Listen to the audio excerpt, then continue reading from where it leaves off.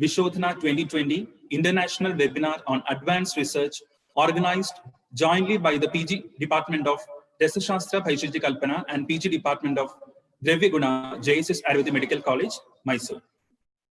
With the increasing resurgence of Ayurveda nowadays, much emphasis is laid on the fundamental principles and advanced researches, which aims to develop a scientific view of the concepts, theories, and various formulations mentioned in the classics. For today's scientific session, we have two eminent speakers, Dr. Srinivas Vadayar and Dr. Ram Manohar. Moving on to the first scientific session, we have with us Dr. Srinivas Vadayar, CEO, Paumann Pharmaceuticals, Bijapur. Sir was born in 1976 and is the grandson of Vaidya Bindu Madhav Vadayar, well known for his valuable contributions in the field of Ayurveda, and was a founder and principal of Ayurveda Mahavidyalaya Bijapur and established Paumann Pharmaceuticals, Bijapur. Dr. Srinivas has completed BAMS from Ayurveda Mahavidyalaya Bijapur with gold medal for securing first rank in Karnataka University, Dharwad in the final BAMS. Sir has completed post-graduation in the subject Rasashastra Bhaishajya Kalpana from National Institute of Ayurveda, Jaipur, under the guidance of Professor Lakshmikant Dwivedi. Sir has conducted survey on Shilajadu and its availability in Uttaranchal, collected various samples of Shilajadu and evaluated the Rasayana effects. Studied Adhyayana Vidhi of basic text of Rasashastra Bhaishajya Kalpana like Nishalakara commentary on Chakradatta, Maniprabha commentary on Rasendra Chintamani, Saralartha Prakashini commentary on Rasaratna Samuchaya from Professor Lakshmikant Dwivedi. Sir has conducted camp at Bableshwar for 3 months under Ayurveda Academy and Karnataka Knowledge Commission, Bangalore, to create awareness among people about preventive and curative aspects of Ayurveda. Sir has presented various papers on different national and international venues, which includes papers on clinical application of Charaka Samhita in Asiatic Society, Calcutta. Presently, Sir is involved in training of Vaidyas by Vakpada Study Circle, practicing at Maitri Ayurvedalaya, Bijapur, and also Sir is the in charge of Paumann Pharmaceuticals, Bijapur, the firm which is having 2 decades of experience and promises good health for all by providing quality medicines and affordable prices. Paumann Pharmaceuticals has a fully fledged manufacturing setup with complete infrastructure to produce quality Ayurvedic medicines compliant to various regulatory requirements. Sir was awarded as Aparupa Tat Vishishta Vaidya in Ayurveda for his contributions in the field of Ayurveda in teaching, practice, and manufacture of medicines by Prakriti Ayurveda Pratishtana, Mysore. Received felicitations from BLDE Ayurveda Mahavidyalaya Vijaypura and Sri Sadguru Vishwanath Maharaja Rukadikara Trust, Kolhapur, for the contributions to the field of Ayurveda. Today, Sir will be dealing with the topic Fundamental Principles in Understanding of Ayurvedic Formulations. On behalf of JSS Ayurveda Medical College and Vishodhana 2020, I welcome you, sir, for the session. Now, may I request you, sir, to kindly take over.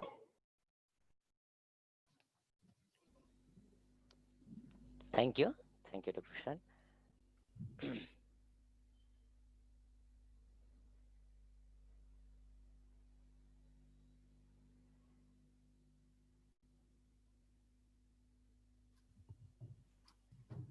Dr. Srinivas ji, namaste. Namaste, sir.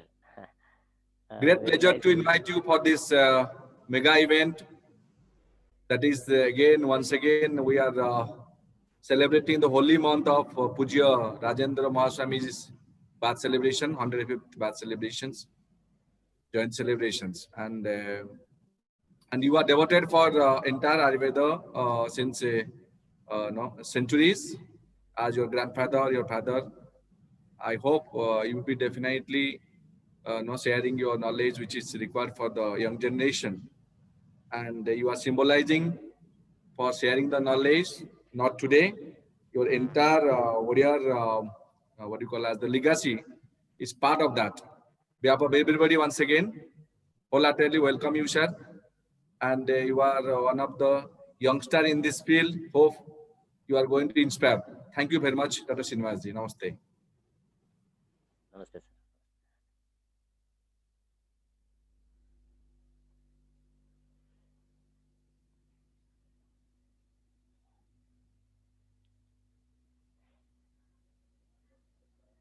Shri Gurubhyo Namaha.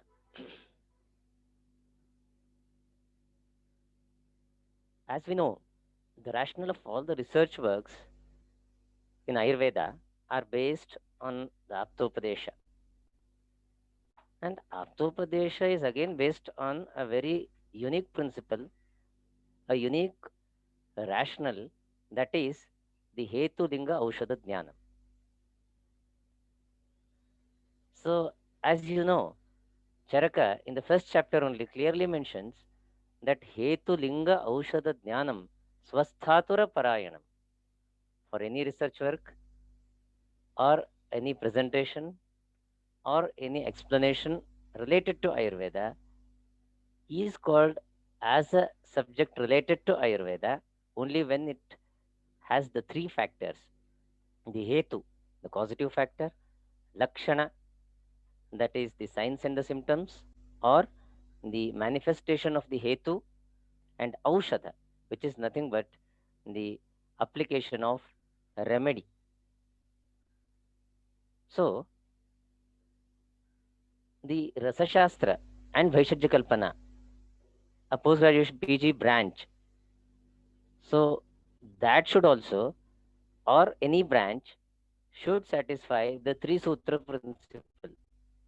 For that matter, all the books that we read, the various texts related to Rasa Shastra and Vaishajya Kalpana, or Dravya Guna, the Nigantus, they also should satisfy the Hetu, Linga and Aushadha.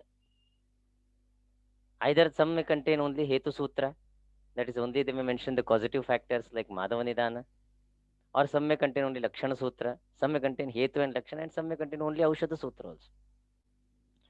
And those books which mention only about Aushadha or the remedy, they also have explained that the knowledge of Hetu Lakshana is very important. That is, the texts like Rasendra Sarasangraha or Rasendra Chintamani or other books, they mention that one should be well versed with the principles of Ayurveda, and they have clearly mentioned that it is the three sutra Ayurveda.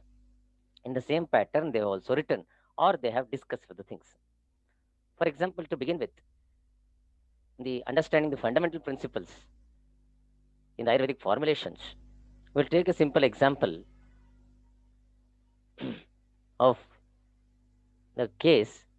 A female patient of 45 years, she had pale skin, shortness of breath, and fatigue on climbing upstairs. She had irritability, dizziness, and leg cramps also. So in this case, what is the diagnosis? As we know, it is very clear. It is a Panduroga. When it is Panduroga, we are going to give such a medicine that is the most effective, or what we call as the Agriya.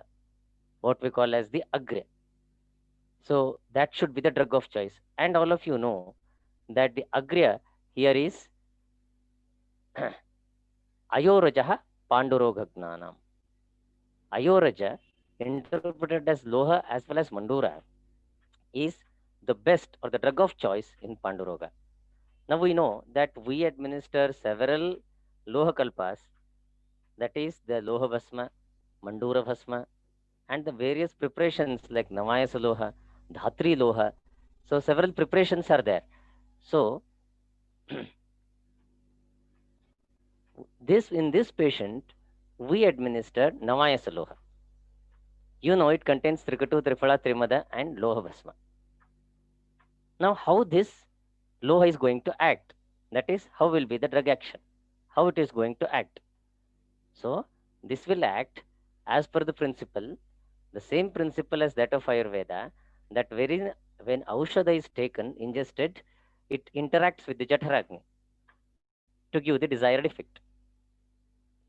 So in this case, when we administered this Navayasa Loha, we found that there is no unusual belching, There was no unusual belching or udgara. There was lightness observed in abdomen as well as body, that is in the abdomen after during the digestion process, and lightness in the body after few days. Then easy clearance of bowel the very next day. There was easy clearance of bowel. Freshness of mind was also observed, and there was a decrease in the irritability also. See, what is the rationale behind this? Why we observed this? These were told by the patient also, and some were interpreted, and by Prashna Pariksha we got the information. So, what is this rationale behind this? It's again, as I told you, it's the Aptopadesha. So, what we observed in this case was nothing but is what is told in Rasendra Chintamani. Whatever earlier Vaidyas have told. When you give loha, what observation you must do? When we take food, we see that it is digested properly. The udgara should not be amla or tikta. It should be a shuddha udgara. We say udgara shuddhihi, utsaho, vegotsargo yathojitaha, laguta akshut pipasa cha jirnaharasya lakshanam. The same rules are applicable here in Rasa Shastra. So in Loha Paka, after the Loha Paka occurs, then what happens? Kale mala pravrittihi, laghava mudare, vishuddhir udgare, kale mala pravritti. That is properly his bowel clearance was observed, and there was lightness in the udara, and the clear belchings, and angeshu namasadu, lightness in the body, and manaprasadaha asya paripake. So these were the changes that we observed in the patient on administration of Namayasa Loha. See, the basic principle is idam agamashilatvat pratyaksha phaladarshanat mantravat samprayoktavyam na mimamsa katanchana. That is, whatever is told in the Shastra is to be strictly followed. Strictly you have to observe whatever is told in the Shastra and give whatever is told in the Shastra. So that is what is said, Agama Siddha, and it is Pratyaksha Phala Darshana. See, when we prepared and gave the Namayasa Loha, we also observed that it doesn't cause constipation like the general iron preparations used to cause to her. So she was not adjusted with any iron preparations. They gave various preparations like sulfate, fumarate, various iron preparations were given. So why she couldn't adjust with those? And how she could adjust it? This is also an iron preparation. So whatever iron we are getting, as per the knowledge of the as the current knowledge, they are either oxides or sulfides of iron, and they have some trace elements along with that. So if the same chemistry says that it's the same, then why this didn't happen? That is, the constipation didn't happen in this case. She also complained of severe acidity, for which she had to take antacids when she was taking the hematinics. But this didn't occur in this preparation. Why? See, this is based on a unique research that was done by our acharyas for centuries together, and they gave us unique yogas like Namayasa Loha. The only thing is that the Loha Bhasma should be right. It should be prepared in a proper way. So the first principle, the first fundamental principle in understanding the yogas is that follow what is told in the Shastra. Don't put your mind first. Put your mind as per the Shastra, observe, and then go for Tarka Vitarka. So in this case, she was complaining of irritability. She was actually working in a bank, and she found that whenever the peon or somebody asked for something during her work, she used to feel irritable. Even she told if somebody did mistake, she had a she felt like she should physically hit him. Why? Because that was the irritability. Now I will tell another thing. She was given hematinics, which didn't work. Later, she consulted a gynecologist. She told, since your age is nearing menopause, it is hormonal imbalance. She was given what hormones, I don't know, but they didn't work. In similar cases, also I observed that rather than administering the Shatavari Ghrita or Shatavari like preparations, they have effect. Shatavari Ghrita is there, Ashoka Ghrita, very unique preparation is there. So, which has very unique paka done with various Ajakshira and all Rakta Pradarahara and Artava Sthapaka Dravyas. But this Namayasa Loha also is said to be very effective in different conditions, including the pradhara, there also in context of the loha it is mentioned. So this Namayasa law is only nothing but a representation of the loha kalpas. So we observed that the irritability went down. The decrease in the irritability, the manaprasada is mentioned as a khalid, is a effect that is to be observed on the administration of loha kalpa. So no need to give like a hormone or another thing, right? So these preparations, what we call these preparations, right? We call them as yoga. I started this topic, I gave the heading of the topic as Ayurvedic formulation. This is not enough. What we call these yogas are called as Siddha Yoga. Siddha Yoga. What is Siddha? Anvaya Vyatirekena Siddha. That is, it is proved by Anvaya and Vyatireka Vyapti. Acharyas did like that. The only thing is that you have to get the proper medicine and use it. That is very important here. So, in the cases of other cases which on the administration of the several loha kalpas, patients observed Baddha Koshta. The first line of treatment, what you should do, don't put your mind, I say, put your mind as per the Shastra. Shastranusarini charya. So, tapta dugdhanupanam prayah sarayati Baddha Koshtasya. The kshira is to be given. And you might be surprised that giving the dugdha is having an enormous effect. Those who complain of little Baddha Koshta start with Kshira Anupana with all the different types of aharas that are given, as well as after the food also.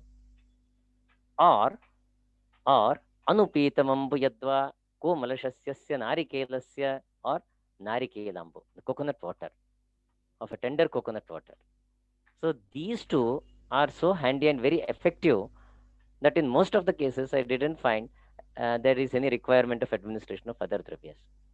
And you may observe that even Triphala is a component of that. The only thing is, if a proper Triphala is added and a proper Amalaki is there, then that will cause Rechana, not just Anulomana.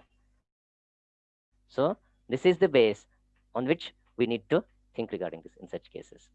Now the Dhatukshaya that had occurred in her, in this patient, it improved so drastically. The first thing we observed after 7 to 8 days was there was increase in appetite. The number of chapatis she used to eat got added. Why? See, this is the effect of loha. What it says, Sadhyo Vannikaranchaiva. What is told? Sadhyo Vannikara. It is Sadhyo Vannikara. See, this is the shloka with which the Rasendra Chintamani begins with while explaining the loha. Sadhyo Vannikara. It should not cause Vannimandya. The earlier iron preparation, when she used to take, she used to have constipation and she used to pass the motion after straining, and her appetite started decreasing, and that is why severe Dhatukshaya was also observed in her. So this is Sadhyo Vannikara, and hence it acts basically on Agni. Why? Because Agni Chikitsa is the Chikitsa. Kayasya Antaragnehe Chikitsa, Kaya Chikitsa. So the Vannikaratva is observed as a particular and the first and the foremost guna, or the observation that one should note, that our earlier Vaidyas, the Rasa Vaidyas also noted this. So the different iron preparations, in the several of my lectures I have told that use the proper loha, Kitam, Kashayam, Shishiram. This Mandura is Shita, and Kashi Shamamlam Saksharam.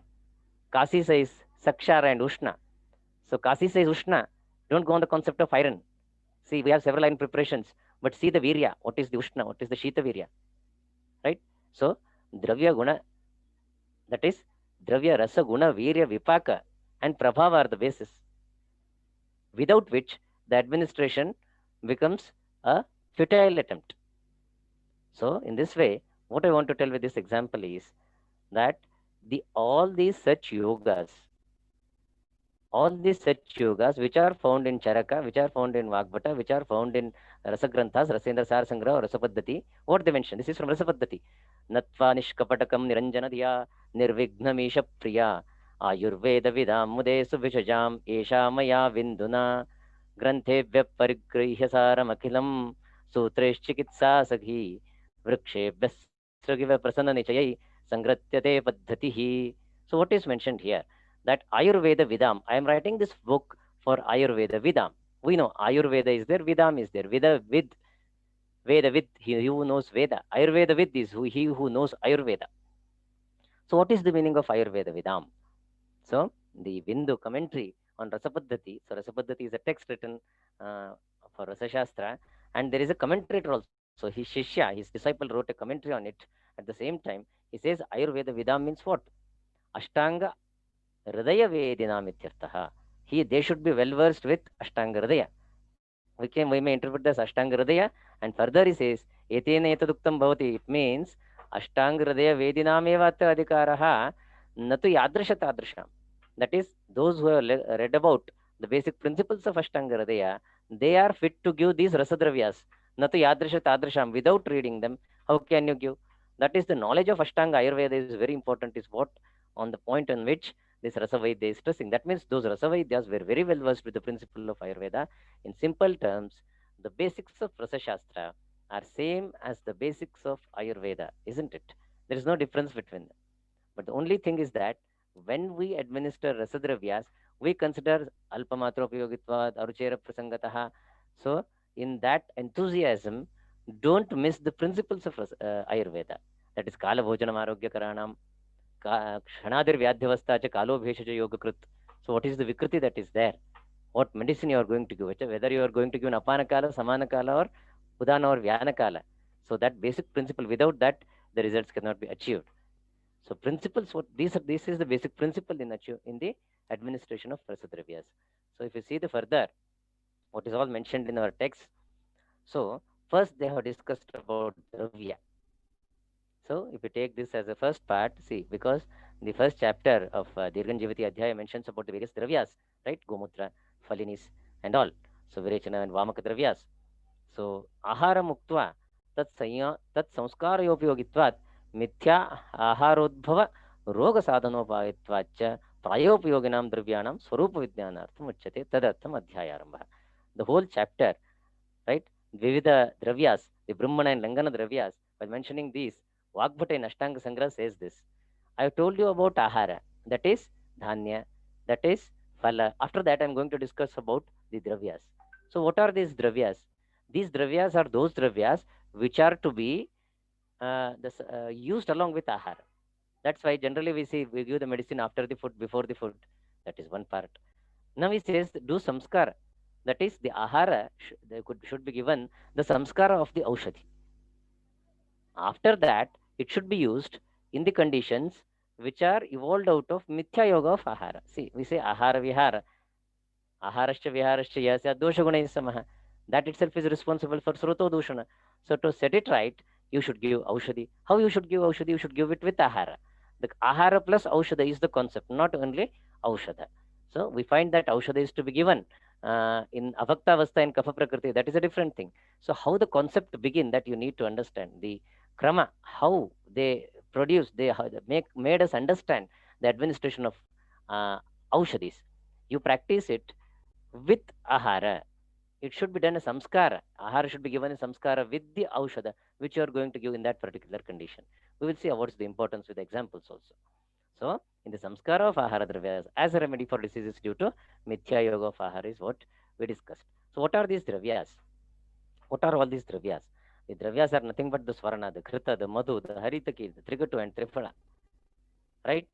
He mixed both. He used Rasa as well as Dravya Guna. Right? These are all called as Dravya. Why? The Dravyas are of three types. Jangama, Udbhida, Parthivam.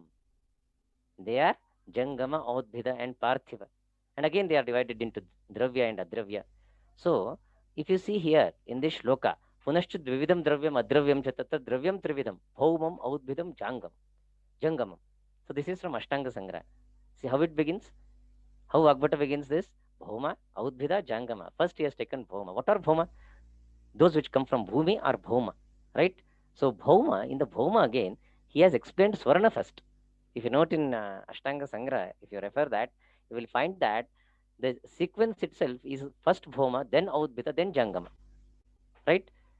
Jangama Audbhita Parthivam is mentioned in Charaka, but Tebhyoti Viprakirnebhya, from all the texts, the Sarabhaga was taken by Vagbhata and he wrote Ashtanga Sangraha and Ashtanga Hridaya. And in Sangraha, he has interpreted like Bhauma is taken first and Swarna is mentioned first.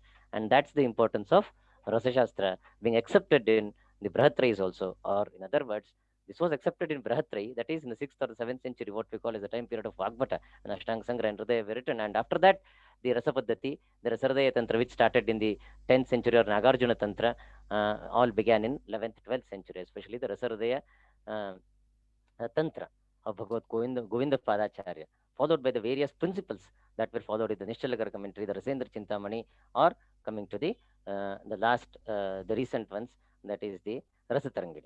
So this is the basic principle. Now, if it see what is the importance of understanding the fundamental principle, we require samhitas, we require the Chintamani, the Tarangani, as well as you require all the Nigantus. I was told that this is for both, for Rasa Shastra as well as Dravya Guna. So I want to divert your attention that when we want to administer a drug in our OPDs, when we are administering drugs, we are very, as I told, we are enthusiastic to write Sitopaladi, Talisadi, and all the Dravyas. Have we ever pondered what is there? We know the shloka, right? Sitopala Shodasha Syad, Ashtav Syad, Vamsharochana, Pippali Syad, Chatushkarsha Syad, Ila Chadvikarshika, Ekakarshas Tvachas Sadhyaha. So this is with which the Sitopaladi administration has been mentioned. This is from Sharangadhara, and I will quote you another shloka from Chargajigitsa. Sitopala Tugakshirim Pippalim Bahulam Tvacham Antyadurdham Dviguritam Lehain Madhusarpisha. So now here, if you concentrate, Lehaet Madhusarpisha in the shloka in the second line.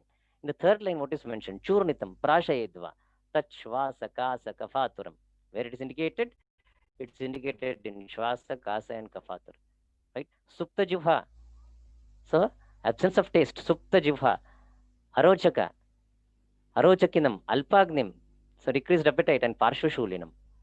So these are all the indications. So Shvasa, Kasa, Kafatura, and even the loss of taste, loss of decreased appetite, these are all the indications for Sitopaladi Churna. And where Sitopaladi Churna is mentioned, Charaka Chikitsa in the 8th chapter, what's that? It's Rajayakshma Chikitsa. In Rajayakshma Chikitsa, it is mentioned that you should take into consideration. That is the basis for the interpretation or understanding of the base behind the Sitopaladi Churna. Appears to be a very simple yoga. So there we read about Tugakshiri, Vamsharochana, we are here referring to Tugakshiri. What is Tugakshiri? Tugakshiri Vamshalochanano Kari Parthivam Dravyam. He says it is Vamshalochana Anukari, but it's a Parthiva Dravya.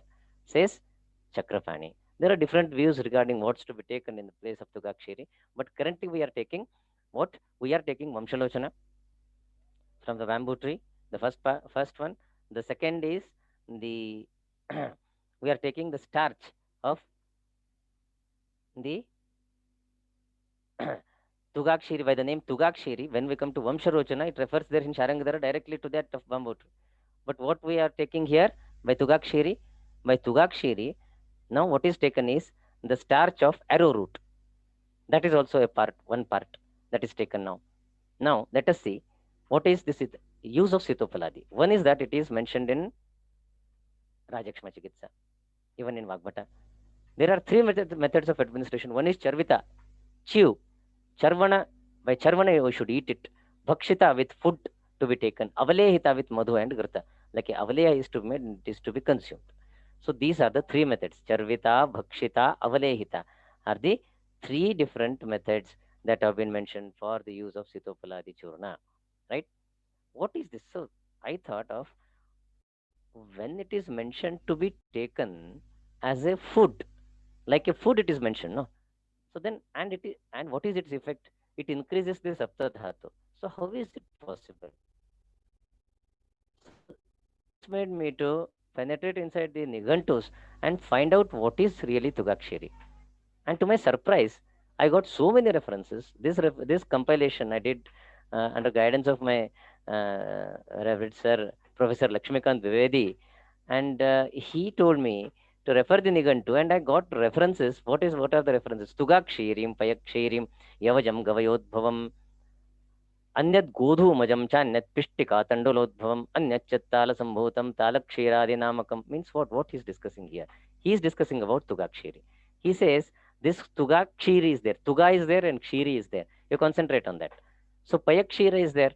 You know the milk. It's like Payakshira. And he says Yavajakshira is there. Godhuma Kshira is there. Means what? He is referring to the different dhanyas, the Godhuma, the Shali, Pishtika Tandulodbhavam. So Tandula Pishta is made, and then the kshir is taken out of it, means it is referring to what? He is referring to kshir is referred to the sattva. It refers to sattva. That means he is referring to the extraction of the starch from this. That is by sattva vidhana we do. You know Guruji sattva. Similarly, the starch part of this is taken out, and that is to be called as kshiri. When we use tuga, it is tuga kshiri. He says tuga kshiri has different synonyms like godhuma kshiri, tandula kshiri and all. Why? Because they are all similar. They are all kshiris. Then he says tava kshiri tu maduram shishiram daha pittanut kshayakasa kafashvasanashanam astra doshanut, he says. So with this, even if we see the reference from Rajanigantu, tuga kshiri, payakshiri, yavakshiri, godhuma kshiri, pishtika tandula. So everywhere they have given references. Means tuga kshiri is what? Various herbal starch preparations, especially from grains, that is dhanya varga, is the meaning that we got from this. Now, if you see the formula, then what is mentioned there in the formula is that this is nothing but, for example, this is, see, the basis is, it is mentioned in Rajakshma, it should increase the sapta dhatu. There is a ahara dravya. Ahara dravya means, has he asked us to take wheat in the form of chapati or the boiled rice? What he told? Has he asked to take anna? No. The starch is to be taken out because it's a disease. So then to digest it, what is there? Sitopala, Shodasha, Syad, Ashto, Syad, Vamshalochana, Pipali, Syad, Chatushkarsha, Syad, Ela, Chidikarshika. So the Chaturjata, the Katudravyas have been mentioned, which help in the act as Deepana and Pachana. Now this starchy preparation, right, is mixed with what? Sitopala, Shodasha, Syad, which is again a Sapta Dhatu Vardhaka Dravya, interpreted as sugar or sugar candy. So the basic preparation is a unique ahara dravya, that is a sattva-like preparation from dhanya and the sharkara mixed together, and some deepana pachana dravya are added. Why? Because in diseases like Rajakshma or any disease where we have to increase the 7 dhatus, what is to be done? If we want to increase all the 7 dhatus, then we need a very good rasayana dravya like sharkara. We need a very dravya which has been derived from the grains, and this has to digest, no? That's why deepana pachana dravyas have been mentioned. But I am not taking chapati more. The South Indians consume more rice. The North Indians consume more chapati. So they should take godhuma kshiri. The South Indians too should take the tandulodbhava kshiri. In this way, the interpretation goes on, and it opens what we call as a new horizon in understanding the Sitopaladi Churna. So this is our science. It is Shunti, Vamshalochana. If we interpret it, at least we will require half day to discuss about what is Talisadi Churna. Coming to the point, the Parthiva Dravya, right? This is the fundamental principle of Ayurveda. So coming to the another point, that is Parthiva Dravyas have been mentioned to be those which are Prithvi Udbhava, and he has used the term that they are Prayasha Parthiva, Prayasha Prithvi Udbhava. So some are not like that. What is that? So this is, if you see the example, Manashilalaye Manayo, Lavanam Gairi Kanjane, they are the Parthiva Dravyas. So in the context of that, Lavana, he says, Urdhvada Kafavatanulo Manam Deepanam Bidam. So he discusses about Bid Lavana. What is this Vida Lavana? You know, it's a part of Panchalavana, a part of Lavana Bhaskara Churna, a part of Chitrakadivati, and several preparations which mention Panchalavana as their ingredient. Now, what is this Bid Lavana? See, there are many commentaries that have been written, but I have taken the reference from the Vaidya Yoga Ratnavali. So you know the IMCOPS from Chennai. So it has a book published called as Vaidya Yoga Ratnavali. This was written by a famous Vaidya called as Vaidya Mulugu Ramalingayya Garu. So he mentions about Bidalavana in 2 ways, the Bidalavana 1 and Bidalavana 2. What is Bidalavana 1? So it's prepared from the potassium nitrate, the common alum, and the buffalo horn. Right? From this, the Bidalavana is prepared. So this is the part 1 he has mentioned, that is the Suryakshara. The Spatika he has mentioned. The second method is very easy and commonly followed. That is common salt powder, 450 grams, that is Samudralavana. And he says Hemblic myrobalan powder. This is from Vaidya Yoga Ratnavali, 12.5 grams, that is Amalaki. Amalaki with Samudralavana. So these are mixed together, heated in a pan till it blackens, and then it is allowed to cool. So this is very effective in Ajirna and all the conditions where Bidlavana is to be used. So we, in our OPD also, we use the same Bidlavana. In our pharmacy also, this Bidalavana is a very unique one. There are different preparations again, right? So this is one among the method that is mentioned. and everyone, a follower of Ayurveda, can prepare this in his OPD. And you may not believe, it is very effective. If you put this powder, a pinch of this powder, in and just chew it for small, say within uh, 5 to 10 seconds, you will get an Udgara. So effective it is. It is Urdhvada Vatanulomana, and that effect is very well observed in the patients on administration of this Bidlavana. So this Bhoma concept of the Bhoma, then the Jangama and Adbhida, we are very clear that why Bhoma was given so much importance in Ashtanga Sangraha, that is, Vagbhata mentions, gives importance to Bhoma as well as Swarna. The whole principle is again based on Vriddhi Samane Sarvesham Vipariter Viparyayaha. So some feel that there is no reference of the Rasa concept in Rasa Shastra. No. If they are like that, then they don't know Rasa Shastra, they don't know Ayurveda. Swarnaguna, Suvarnam, Brahmanam, Snigdha, Maduram, Rasapakayo says Vagbhata. Vishadosha, Haram, Sheetam, Sakashayam, Rasayanam. It is Vishahara as well as Vishadosha Hara.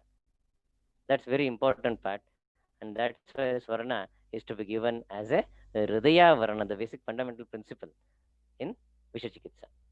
Ashtanga Hridaya mentions Hema in Madhuraskanda Rajata in Amla, Sisa in Lavana, Kamsya Ayo in Tikta, Manashila Haritala in Kato, Mukta Pravala, Anjana and Gairika in Kashaya.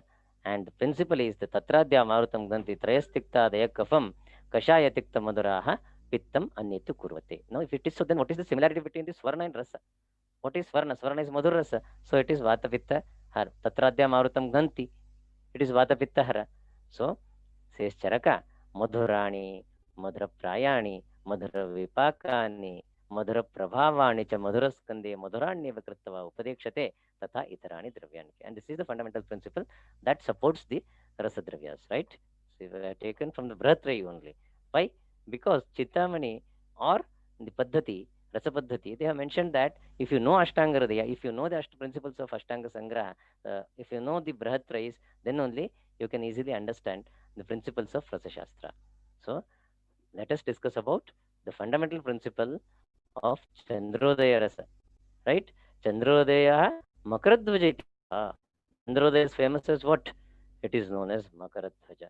Basically, it is mentioned as Chandrodaya Rasa, where it is mentioned in Rasendra Chintamani. What it says, how is the combination? Palam Rudu Swarnadalam Rasendrat Palashtakam Shodashagandakasya Shone Sukarpasa Sambhava Prasunaihi Sarvamemardhyata Kumarikadbihi. So most of you, all of you know the method of preparation and all. So we will see why understanding the fundamental principle of our yogas is important. First, we will consider what is the Rasa Shastra part here. The understanding the ingredients is the first part. I have a kachakupi, I can prepare all this is the second part. The first part is proper understanding of the sutra. Now, what is the reference? It is Rasendra Chintamani. And what is the shloka? It is Palam Mrudu Swarnadalam. There are the principles, basic principles, which have been mentioned earlier to this. That we call as Atita Vekshana. Like when we read about in the Chikitsa Sthana, and somebody asks you that Dadi is to be given here. No. Why? In Sutra we are told that Nanaktam Dadi Vanjita. So this is applicable everywhere in all diseases. In Ratrikala, we are not going to give Dadi. So here it is in the 8th chapter. We are discussing about Rasendra Chintamani, an important yoga that is manufactured by many pharmaceutical companies and extensively prescribed by we Vaidyas. So it says Palam Mrudu Swarnadalam. So what is Swarnadalam? The general meaning what we take is Shodhita Suvarna Patram. This is from the Maniprabha commentary. The same Mani Sharma, who has written this Mani Prabha commentary, in the different context, what he says. See, Palam Mrudu Swarnadalam. It's very easy to understand. What is Swarnadalam? It is Mrudu has been used, and hence it applies to Swarnapatra. There is a reference also in the commentary. And the term itself is self-explanatory. Then why to worry about this?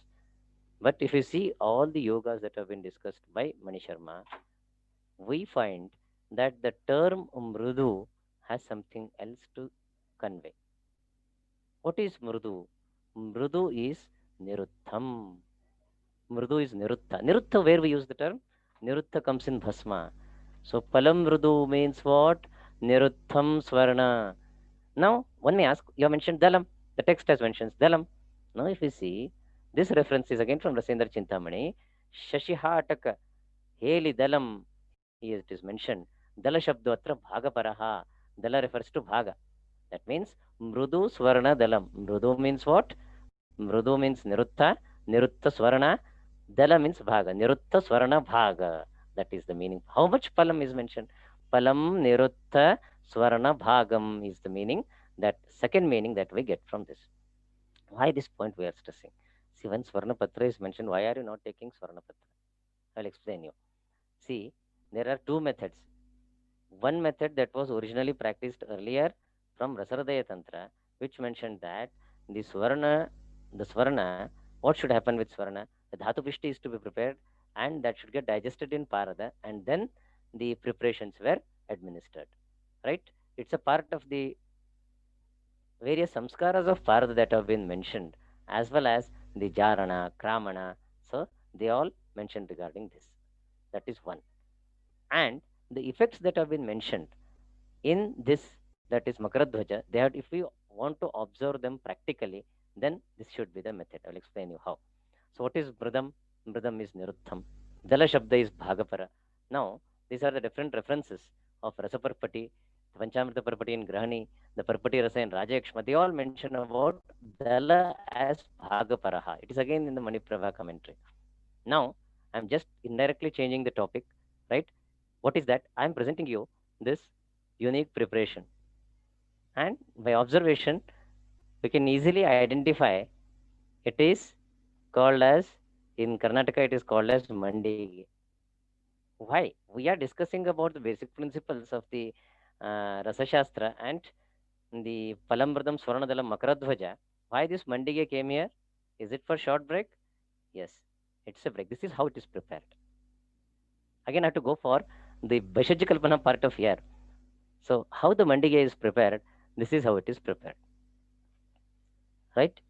So, you observe this. Now, why I am discussing this? This is known as Mandakani. What is it called? It is called as Mandaka. And this is a method of preparation. Where is this method of preparation is mentioned? This is mentioned in Bhava Prakasha. Why this has come here? This is mentioned in the Maniprabha commentary of Rasendra Chintamani. Why? Because it is the Mandige or the Mandaka, this Mandige with which the administration of Chandrodaya Rasa or Makaradhwaja has been mentioned. You got the point? I told you that we are giving Dravya. How Dravya is to be given? Says Vagbhata, give it with Ahara. So now this basic principle has been followed in Rashastra so beautifully. He says, you don't give with chapati or javad roti. You give it with mandige, he says. How it is this? So these are the basic principles. Ee aharavana introduce madidde ille. This is the place where it has been introduced. Katham datavyam. How to administer Makaradhwaja? He says, Shritam ghani bhutamati vadugdham guruni mamsani samandakani mashanna pishtani bhavanti pathyan anandadayinna parani chatra. So beautifully he has mentioned. So we say, he says, what is to be administered? That is, Katham datavyam. How to be given? It is to be given with ghani bhutam, ghritam, and ativa dugdham. So what is the meaning of this? That is samandakani with mandaka. Mandakena sahita samandaka. Then he says masha annapishtani bhavanti pathyan. So atra, then the commentaries are there. They explain the same thing. What is mandaka? Mandako goduma bhaksha vishayaha. It is a goduma bhaksha vishaya. Then there is also another preparation known as bedamika. It is a parota like that is prepared from masha as well as godhuma. You know, both are vajikarana dravyas. It is very clearly mentioned, Ushna, Santarpani, Gurvi, Brahmani, Shukrala, Param, Vinnamutramala, Sanyameda, Pitta, Kafapradaha is what is mentioned in the context of Vedamika. So, then now comes what's Makaradhwaja. See, Makaradhwaja is a yoga which is to be administered with Mandaka, which should be administered with the preparation of Masha like Vedamika, right? Or in the current preparations, like the Masha Siddha preparations, like maybe Idli or other preparations, we know Masha is Vajikara and Vatahara also. We are using for in the two context, right? We are using it in two context. That is, one is the Vajikarana, and second is it is a best Vatahara Dravin. It is indicated in Vata Vyadhi also. Now, this Makaradhvaja, now what is real Makaradhvaja is, again we have to refer the Maniprabha commentary, right? Like we refer Charaka Chakrapani, like we refer the Dallana commentary, we also should refer all the commentaries of Rasa Shastra. Then we will come to know what is the meaning of it. So it is stated, Suvarna Garbhata, the Suvarna should be inside it. Naktam Udan Chakayata Bhasuraruna Varnatvam. Then it is told, Pratyagrodita Chandravat. Then he says, Talasthata. That is very important. Manodnyatvam Mardavam Gunashilata. That is Talasthata. He says that this is Talastha. What? Makaradhvaja. Why it is Talastha? The method he has mentioned here is the Antardhuma Vidhana. That's why he says it is Talasthata. That's why in the Maniprabha commentary he mentions Nayatra Saptalinga Ninatam Chandrodayam Vadet. That is, this is further supported by the text called as Siddha Bheshaja Manimala. It's a very important yoga book that is referred by the Vaidyas. The most common preparation which we refer from Siddha Bheshaja Manimala is Malla Sindhura. Malla Sindhura is mentioned here, right? So with this Siddha Bheshaja Manimala being an important text, in the same text it is mentioned that these are the 7 Lakshanas of Makaradhvaja, and Swarna is a part of it. Talasthata, it should be observed in Tala. That means what we take, this is the Siddha Bheshaja Manimala written by Sri Krishnaram Bhatt with Vishwanara Hindi commentary by Kaladhar Bhatta. So printed by Chokamba. So what this interpretation gives us, the meaning is that even in the Kachakupi, if you get the upper part, what is that we get in the Kanta Samlagna part? That is again a part which is to be mixed with this or to be taken, because the Talasthata is the Lakshana of this. So this gives a meaning that Siddha Bheshaja Manimala mentions us to take the Talastha Swarna Bhaga. So in that way the preparation has been mentioned. If you take only the upper part that is generally followed, it becomes, it should be called as what? It will be called as Rasa Sindhura, right? Or if contains some Swarna, you may call it as Swarna Sindhura. Like that, the entire interpretation gets varied. So that's why follow what is told in the texts, right? So I am here referring to this preparation of Makaradhvaja, and this Makaradhvaja is to be given with the Mandaka or the Vedamika that have been mentioned as per the text. This is one part. Now coming to the basic principle. So what is that basic principle? It says Avyabhichari Vyadhi Ghatakatva Murchana. So the Vyadhi Ghatakatva, that is the disease should decrease. That is definitely on administration of a medicine, the disease must decrease. This can happen only when there is Shadguna Gandhaka Jarita Parada says this Rasendra Chintamani, and that is the base of that.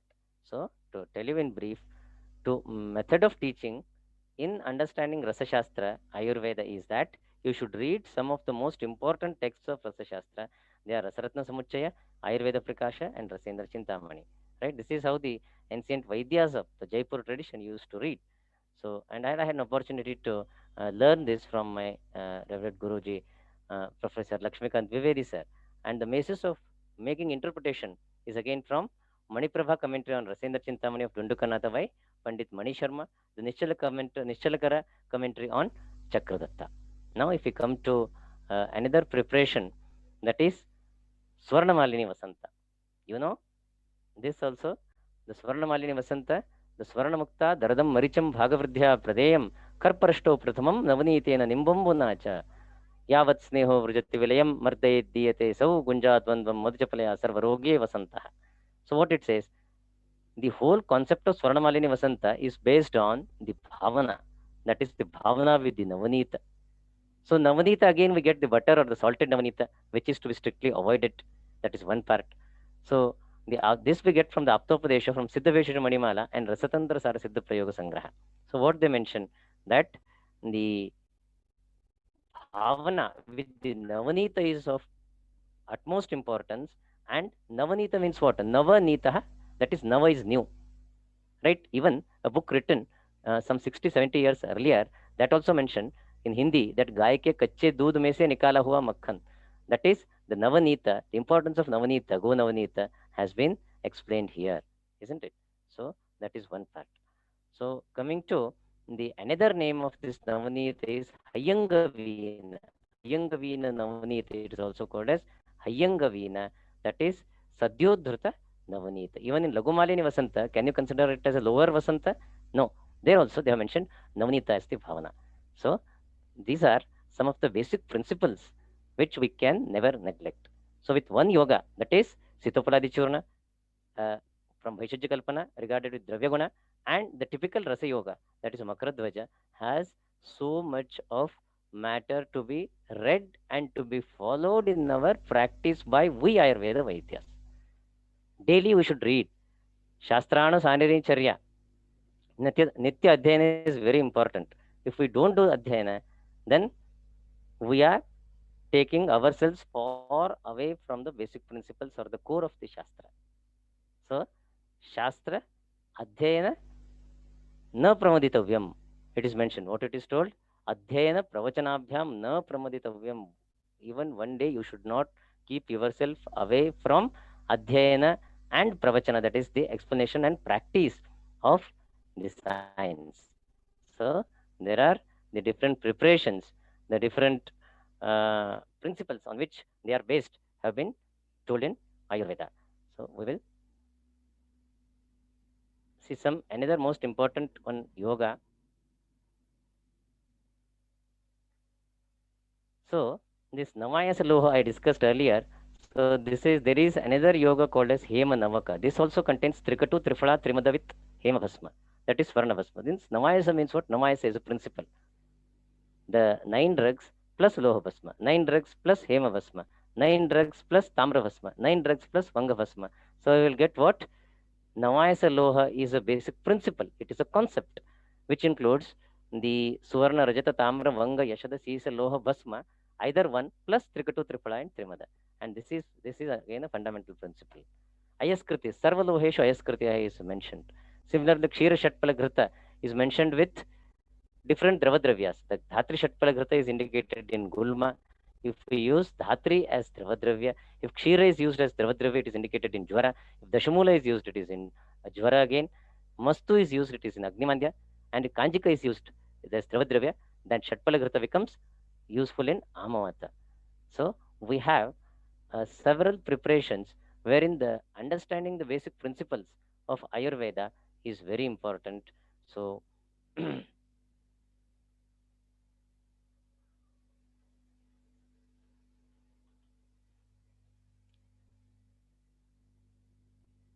so to conclude with, it reminds me of Albert Einstein's words that were told to a scientist.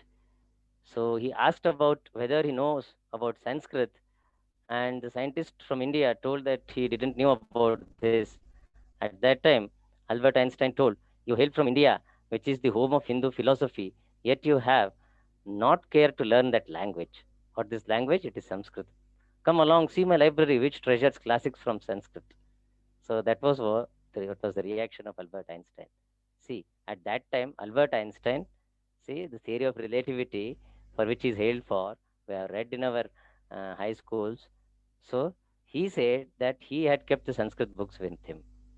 So we, as the learners of Ayurveda, as a Vaidyas, see, we read it as a passion. We also read it, practice it as a source of livelihood also.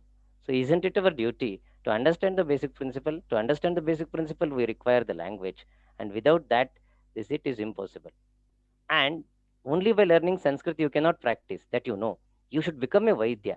The professional attitude as well as the base of the language is what is required.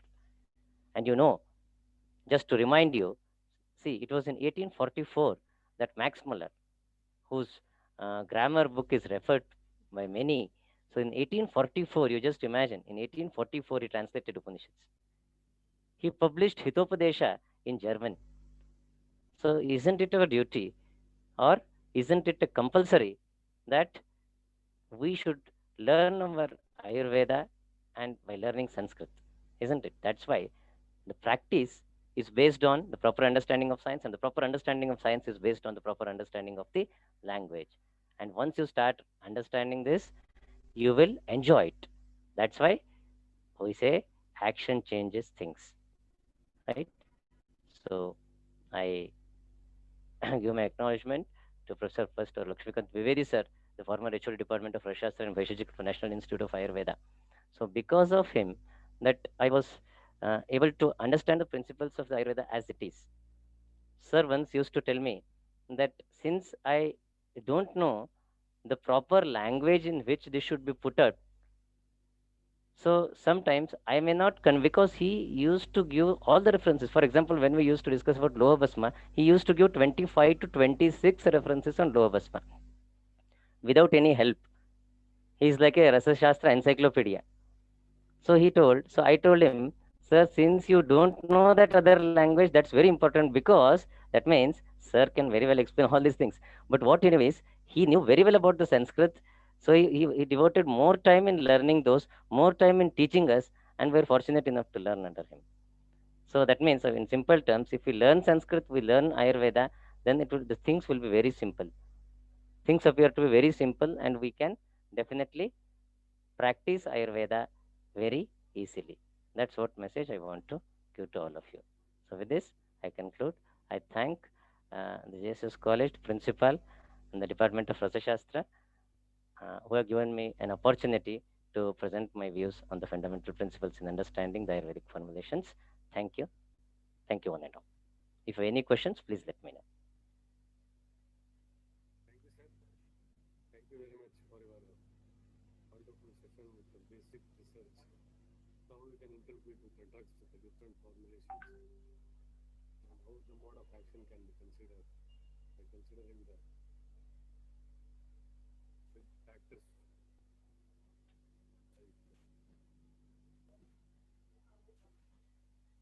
Can you hear me, sir? It's audible.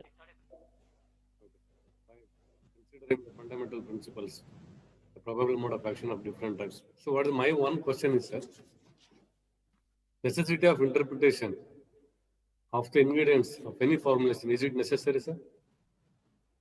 That's why I stressed on, because the basic reading of the formulations has not been done properly in our science. See, got no from Sitopaladi Churna, whether it is Palamrudam, Swarnadalam of this, or if you take the Chavanaprasha, in all these examples, we find that the basic interpretation of what is, how much is the quantity, and what variations a Vaidya can do in his practice, right? That has to be perfectly covered first, and then we can go for the proper research. Because what happens, even we have seen that a lot of research will be done on a particular yoga, lot of modern concepts will be taken, several investigations will be done, but finally we find that the basic interpretation itself was wrong there. So that should never happen. So that's very important, and it is very clearly evident. For example, if you take Chavanaprasha, the quantity of amalaki varies as per from place to place.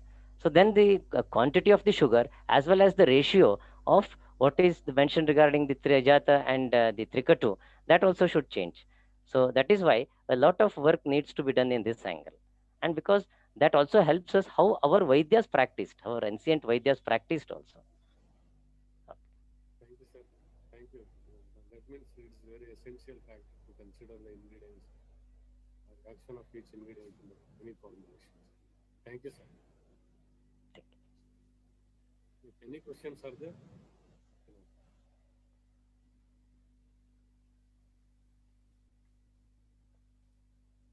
Thank you.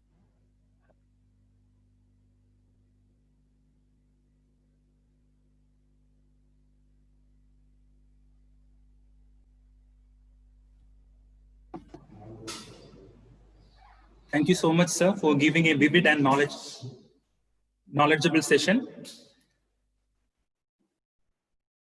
Sir, our most respected Dr. Guru Basavaraj sir has conveyed his warm regards and appreciation to you, sir.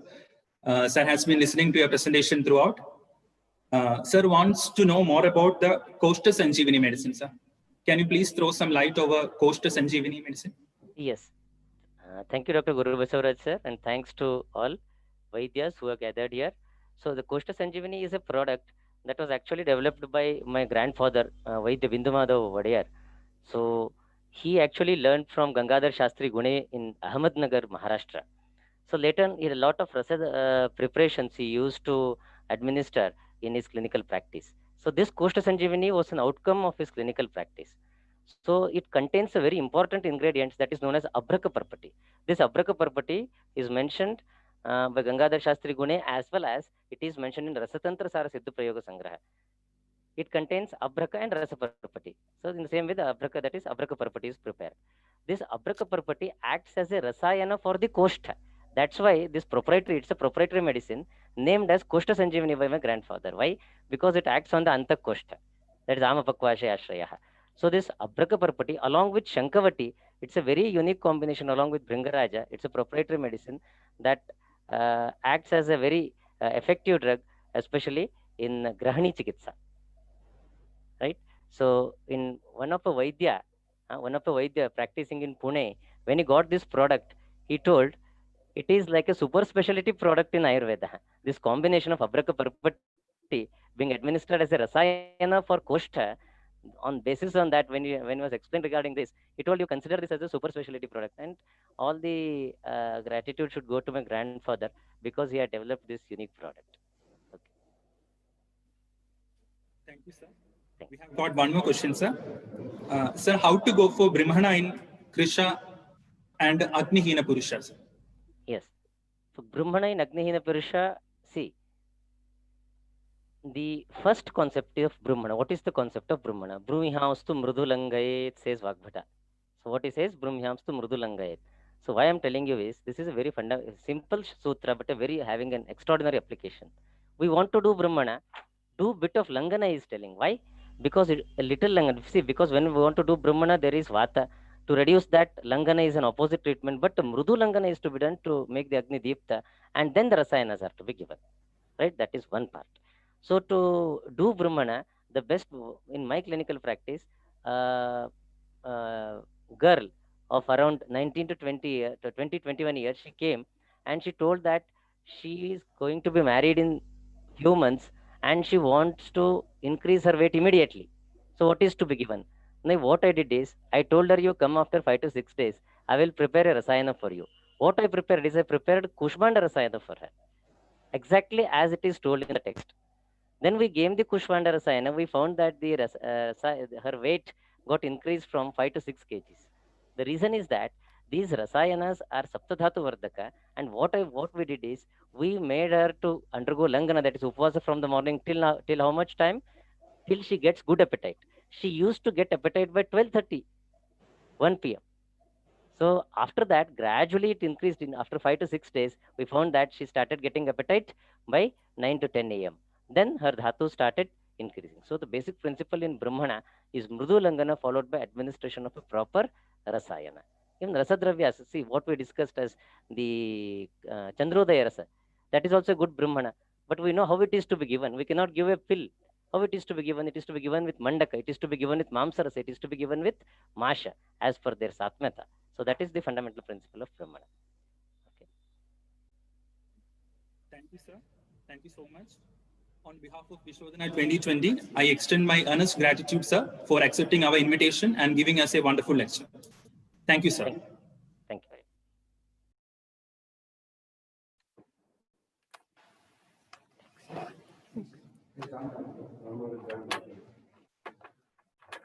Moving on to the next session. In the present times, there is no blind faith in tradition.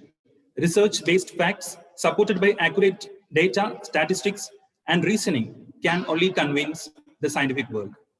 For our next session of Vishodhana 2020, we have a very noted personality, especially in the field of research in Ayurveda, Dr. P. Ram Manohar, Research Director at Amrita Center for Advanced Research in Ayurveda, attached with Amrita School of Ayurveda, Kollam, Kerala. Sir has completed BAMS from Bharatiyar University, Coimbatore in the year 1991 and MD in Ayurveda from Rajiv Gandhi University of Health Sciences in the year 2001. Sir has been contributing to the field of Ayurveda research for the last 24 years and has more than 60 publications with several research papers and chapters for books. Sir was honored with Ayurveda Marga Pravartaka Award by Dr. L. Mahadevan's Ayurveda Foundation in the year 2014 and Vaidya Sundarlal Joshi Smriti Shodha Puraskara by the Mahagujarat Medical Society in the year 2015. In 2016, Poondotam Ayurveda Ashram bestowed the Bharadwaja Puraskaram Award for the contributions to the research in Ayurveda. In 2017, Sir was honored with Dr. C. Dwaraganath Memorial Award for the contributions to the contemporary interpretations of the principles in Ayurveda. As a part of promotions of Ayurveda, Sir has made research visits to various foreign countries like USA, UK, Russia, Singapore, etc. Sir was a principal investigator on the Indian side of the National Institute of Health USA sponsored research study to scientifically evaluate the efficacy of Ayurveda in rheumatoid arthritis, which was conducted in collaboration with the University of Washington, Seattle, University of California, Los Angeles, and AVP, Coimbatore, under the leadership of Dr. Daniel First, eminent rheumatologist. The outcomes of this study was published in Annals of Rheumatic Disease and Journal of Clinical Rheumatology and won the prestigious Excellence in Integrative Medicine Research Award from the European Society of Integrative Medicine. Sir has spearheaded the clinical documentation program called Rudra and also established the first online indexing service for Ayurveda research papers called Thara. Also, Sir served as the principal investigator on projects granted by the Department of Ayush, Indian National Science Academy, and the Coconut Development Board. Sir serves in the editorial board of the Indian Journal for History of Science, published by the Indian National Science Academy. Under Sir's editorial leadership, Ancient Science of Life became the largest PubMed indexed research journal in the field of Ayurveda. Sir has participated in 25 major international conferences and more than 100 national conferences as a resource person and as a head of various committees. Sir was a member of Scientific Advisory Group of CCRAs and member in CCIM, Government of India. Currently, Sir holds various honorary positions like Research Advisor of National Commission for History of Science, Indian National Science Academy, Government of India, member, Scientific Advisory Committee, National Institute of Ayurveda, Ministry of Ayush, Government of India, member, Committee for Development of International Ayurveda Terminology for ICD-11, World Health Organization, Scientific Advisor for the National Ayurvedic Medical Association, Russia. Sir also participates in academic activities at various foreign universities like Southern California University of Health Sciences, USA, European Academy of Ayurveda, Germany, and National University of Rosario, Argentina. Sir is also an approved guide for the PhD program in Ayurveda at Amrita Vishwa Vidyapita. For today's session in Vishodhana 2020, Sir is dealing with the topic, the multiple paradigm for advanced research in Ayurveda. We are privileged to have you here, sir, and I welcome you, sir, on behalf of Vishodhana 2020 for the session. I request you, sir, to take over the session. Thank you. Am I audible? Yes, sir, you're audible, sir. Oh, thank you. So thank you very much for this invitation and this warm introduction. So Namaste. I will today, namaste. behalf of again that entire Ayurvedic fraternity, wholeheartedly we have Namaste. praises. Yeah, it's a holy darshan for with you, sir. Since it should have been offline, but God has asked us to go for online, so you are available with online today. It's a knowledge for Mahakumbha. I hope with your wisdom, this session is going to be, going to be added to the knowledge of Mahakumbha. Welcome, behalf of everybody, welcome you, sir. Thank you. Thank you very much, sir. Thank you very much. It's a real pleasure and honor. And I congratulate you for taking this initiative to spread knowledge, during with the challenges of our pandemic. So You are a great today I inspiration, will sir. be- You are a great inspiration, sir. Thank you. Thank you. Thank you. So before I start, I would like to spend a moment in the memory of my mentor, VPR Krishna Kumar ji, who was responsible actually for my choosing Ayurveda as a career, and I studied in the Gurukula system of education that he had set up in Coimbatore. Unfortunately, we lost him last week. So with a few moments in remembrance of his great contributions for Ayurveda, I will start my discussion. So today we are discussing on the topic multiple paradigms of research in Ayurveda.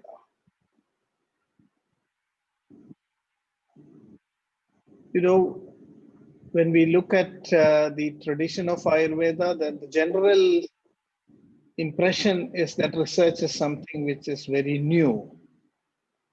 Research is something which we are introducing into Ayurveda for a modern science. Of course, if you were to think of research as, you know, work in laboratories with sophisticated machines and instruments, then maybe we did not have something comparable in our tradition. But if we look at research as essentially, in principle, a pursuit of truth finding, an attitude and an aptitude in the mind for seeking truth, for investigating, then I think, in my opinion, Ayurveda has a very strong research tradition. So I want to here quickly give a time-lapse view of the historical evolution of Ayurveda as a knowledge building enterprise. Because research is all about knowledge building and finding its application to solve human problems. So there are two aspects in that way to research. One is you generate knowledge, and the second is that you apply that knowledge for the benefit of society. So if you look at these two processes, then this is at the heart of the Ayurvedic process of knowledge. So we can find, this is just a snapshot.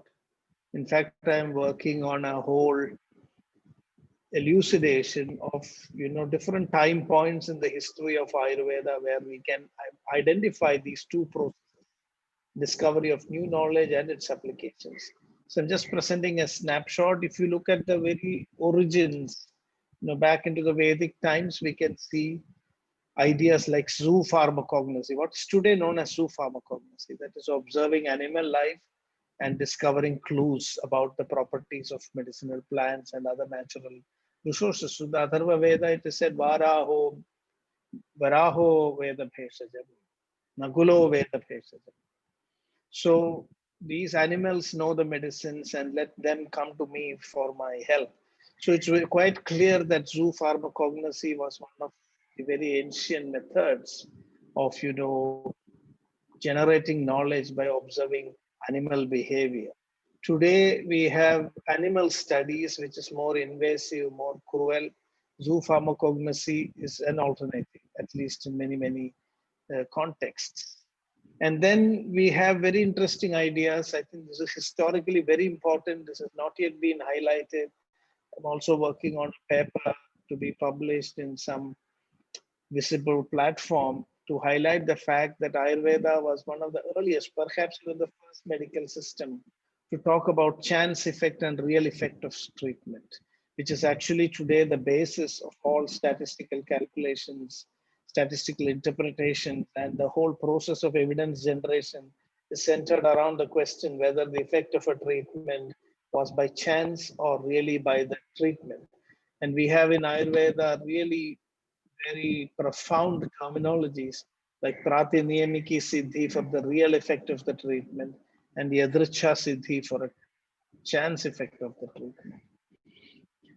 Vagbhada in the Ashtanga Hridaya, we may miss it if we don't read the full text. In the last chapter, towards the concluding verses, he makes a distinction between the effect of a drug and the psychological effect, or, you know, non-pharmacological effect. I don't want to say that the non-pharmacological effect could be psychological or even otherwise. So he distinguishes between samantram and nirmantram. Ka nirmantre vaktru bhedokti shakti. In a nirmantra, which means when you are actually dealing with pharmacological effect, then it follows a rule. It's not influenced by other factors. So this distinction, this is in the history of science, in the history of research, these are actually great landmarks, which we have not yet brought out, to the world. Cause and effect relationship, sarvam hetumat, karyakarana sambandha is the basis of, analyzing and understanding relationships. The possibility of studying newer drug sources and discovering their properties. Jagatyeva manaushadam, describing and diagnosing new diseases. Anukta vyadhi, this is a very interesting concept in Ayurveda, which shows that Ayurveda was a knowledge building system, that there was a scope for adding new knowledge or even describing new diseases, which were called as anukta vyadhis. Developing treatment protocols for new diseases, because the Charaka Samhita clearly says, Yogaireva chikitsan hi deshadhyajño aparatyadi.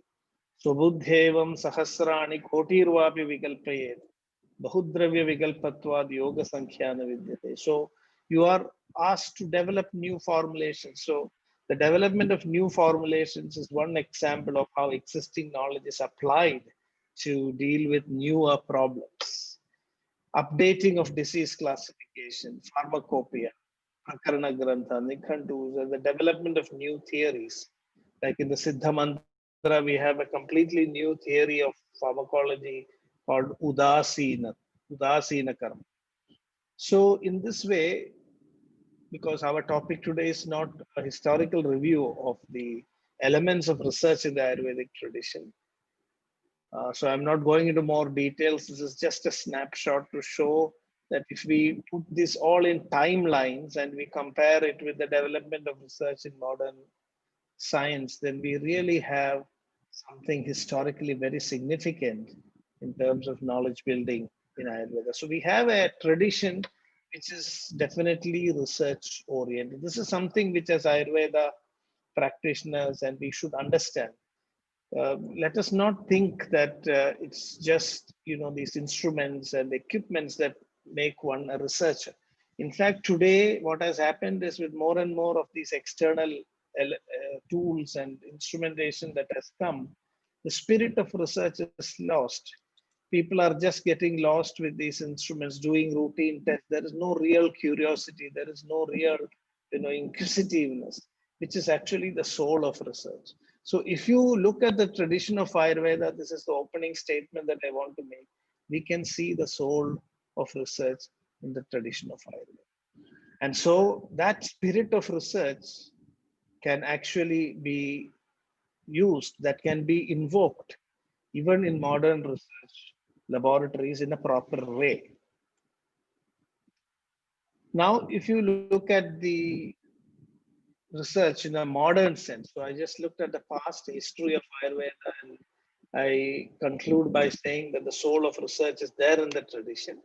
But if you look at modern research, it started somewhere in the pre-colonial period. When rhinoplasty was discovered by visitors to India from Britain, there was this documentation in the Gentleman's Magazine in London of a Potter community performing the nasal reconstruction, the description of inoculation, study of the medicinal plants in Kerala, which was commissioned by a Dutch governor named Hendrik van Reed, and this led to the publication of the Hortus Malabaricus. And this was, so you can see different paradigms. That is the topic of my discussion today also, that in Ayurveda, a tradition which is soulfully research oriented has been subjected to multi-paradigmatic research in modern times.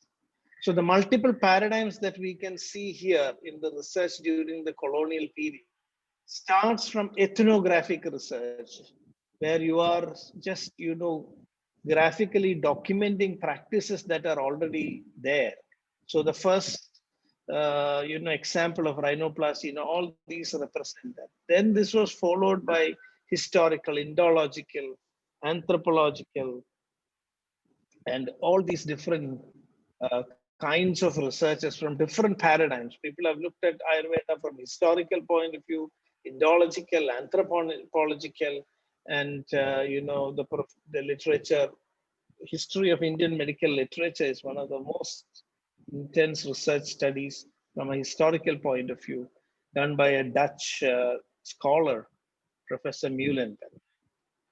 Then the whole paradigm in Ayurvedic research changed from bioprospecting and ethnobotany, ethnomedicine research, ethnopharmacological research. Everybody was beginning to look at Ayurveda as the first clue for developing new medicines.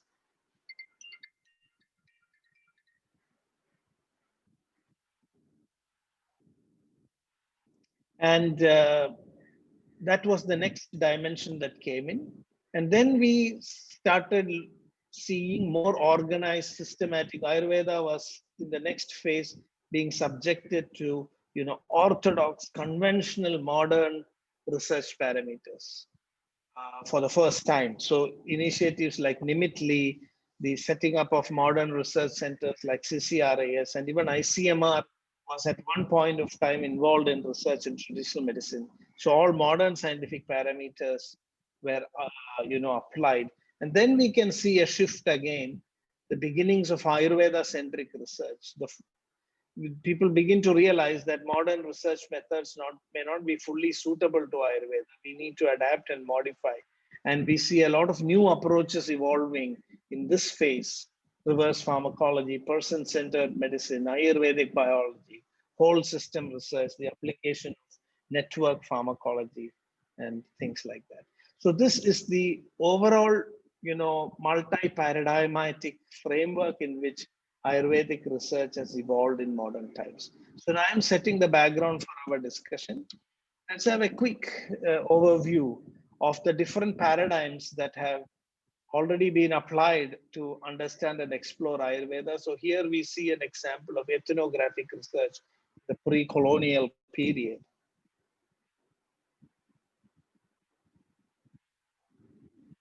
And the documentation, you can see those documents. These are quite self-evident. I'm not going to discuss more about it.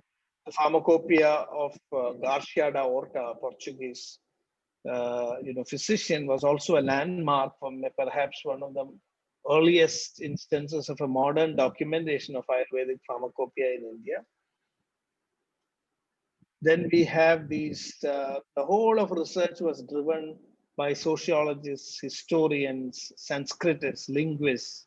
So we had a whole host of scholars exploring Ayurveda from a historical point of view. And much of this research was biased because, all of them had a preconceived idea that Ayurveda was originated from Greek medicine, or Ayurveda has originated from Buddhistic origin. So there are scholars like Vujastik, Dominic Vujastik. In the Roots of Ayurveda, he argues that Ayurveda did not come out of the Vedas. That's the whole theme.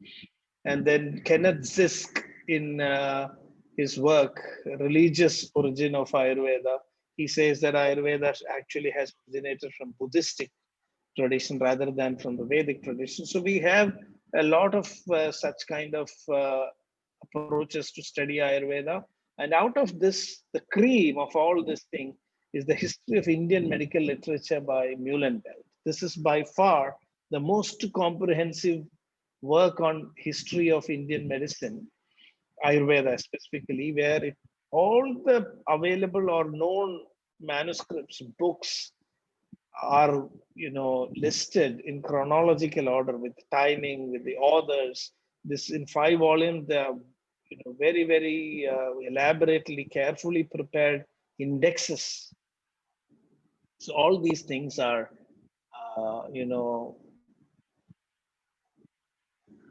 significant. But the history of Indian medical literature is not so popular in India. I would really recommend this book in the library of all colleges. The earlier international edition was actually very, very expensive, 40,000 rupees or something. But now I understand that Motilal Banarsidass is made an Indian edition. Much of the other work by the scholars are biased. They were looking at it from purely a Western point of view. But Muhlenberg's work on history of Indian medical literature is very comprehensive. Then we came to the next stage, bioprospecting. Everybody became interested in Ayurveda because, they give the first clues. We must understand that this kind of research also has significance. But in India, we couldn't strike gold with bioprospecting. We know in some years ago that in China, Yu received the Nobel Prize for the discovery of artemisinin from Artemisia Anu. That is not Ayurveda, but using Ayurveda to develop a modern drug. So much of the ethnobotanical knowledge that has contributed to modern medicine has come from other ethnobotanical, tribal, or herbal sources. Many herbs in modern medicine that has been derived from medicinal plants. So Ayurveda also began to be looked at it from that point of view. Reserpine was discovered, but it never became a accepted medicine because of so many side effects. A lot of ethnobotanical research has happened on Ayurvedic medicinal plants. Ethnopharmacology has been explored, but nothing really dramatic or path-breaking has happened by applying this approach. Now people are even beginning to think about the limitation of such an approach. So the Arogya Pacha controversy, Trichophus zeylanicus used by tribals in Kerala was discovered by Dr. P. Pushpangadan at the TBGRI, Tropical Botanical Garden and Research Institute. And they are used by tribals for stamina and fatigue. This has been developed into a product. So in this way, this was at one time the main paradigm on which research happened in the field of Ayurveda. And then came the modern era, the traditional knowledge, digital library, Central Council for Research in Ayurveda, and Siddha, now which is Ayurvedic Sciences. Nimitli, the New Millennium Indian Technology Leadership Initiative, where Professor Mashelkar came with this golden triangle approach, where he said modern science, modern medicine, and traditional medicine. You create a golden triangle, validate Ayurveda using modern tools. The limitation of this approach was, we were using a very reductionistic approach to understand a much more comprehensive, much more holistic approach of Ayurveda. So this also did not really lead to very big outcomes, although there are some studies that came out of it on rheumatoid arthritis and things like that. Then we have in the postmodern period, for the first time, a lot of new initiatives, the reverse pharmacology approach of Ashok Vaidya, who pointed out that in Ayurveda, research should not be from preclinical to clinical, rather it should be from clinical to the lab, from clinic to lab. So in research, we usually talk about bedside to bench and bench to bedside.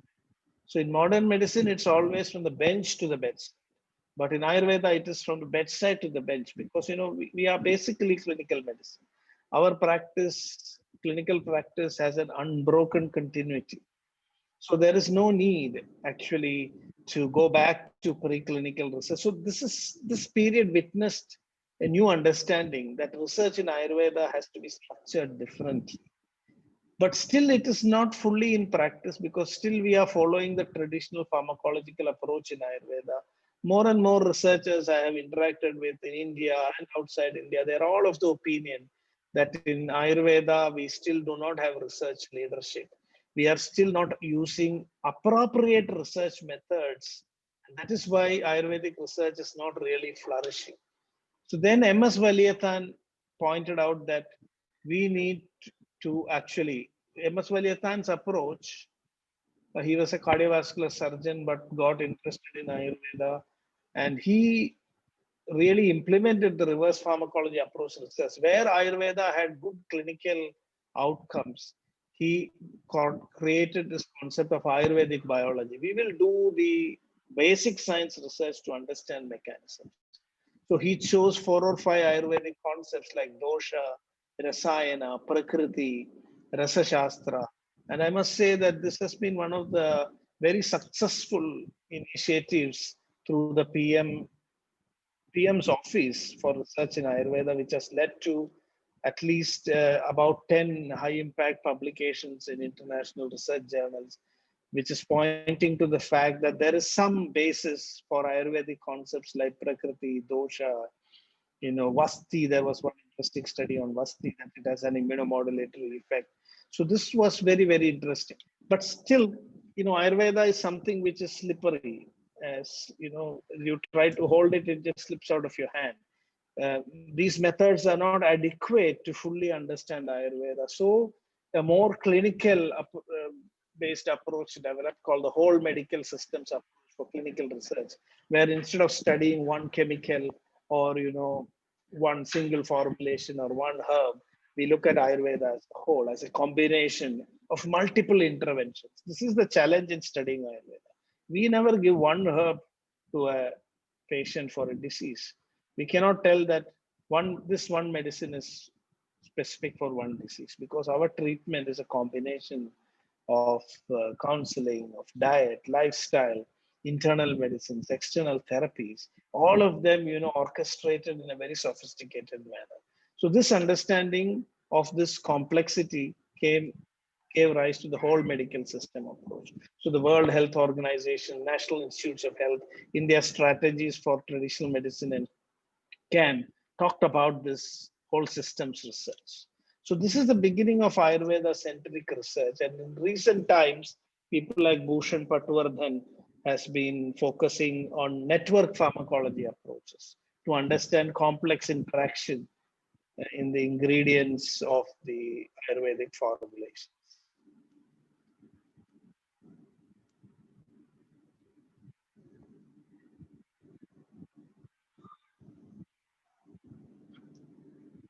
So if you look at the approaches to research in Ayurveda,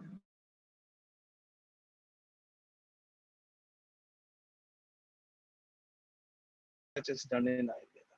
Each has its limits and advantages.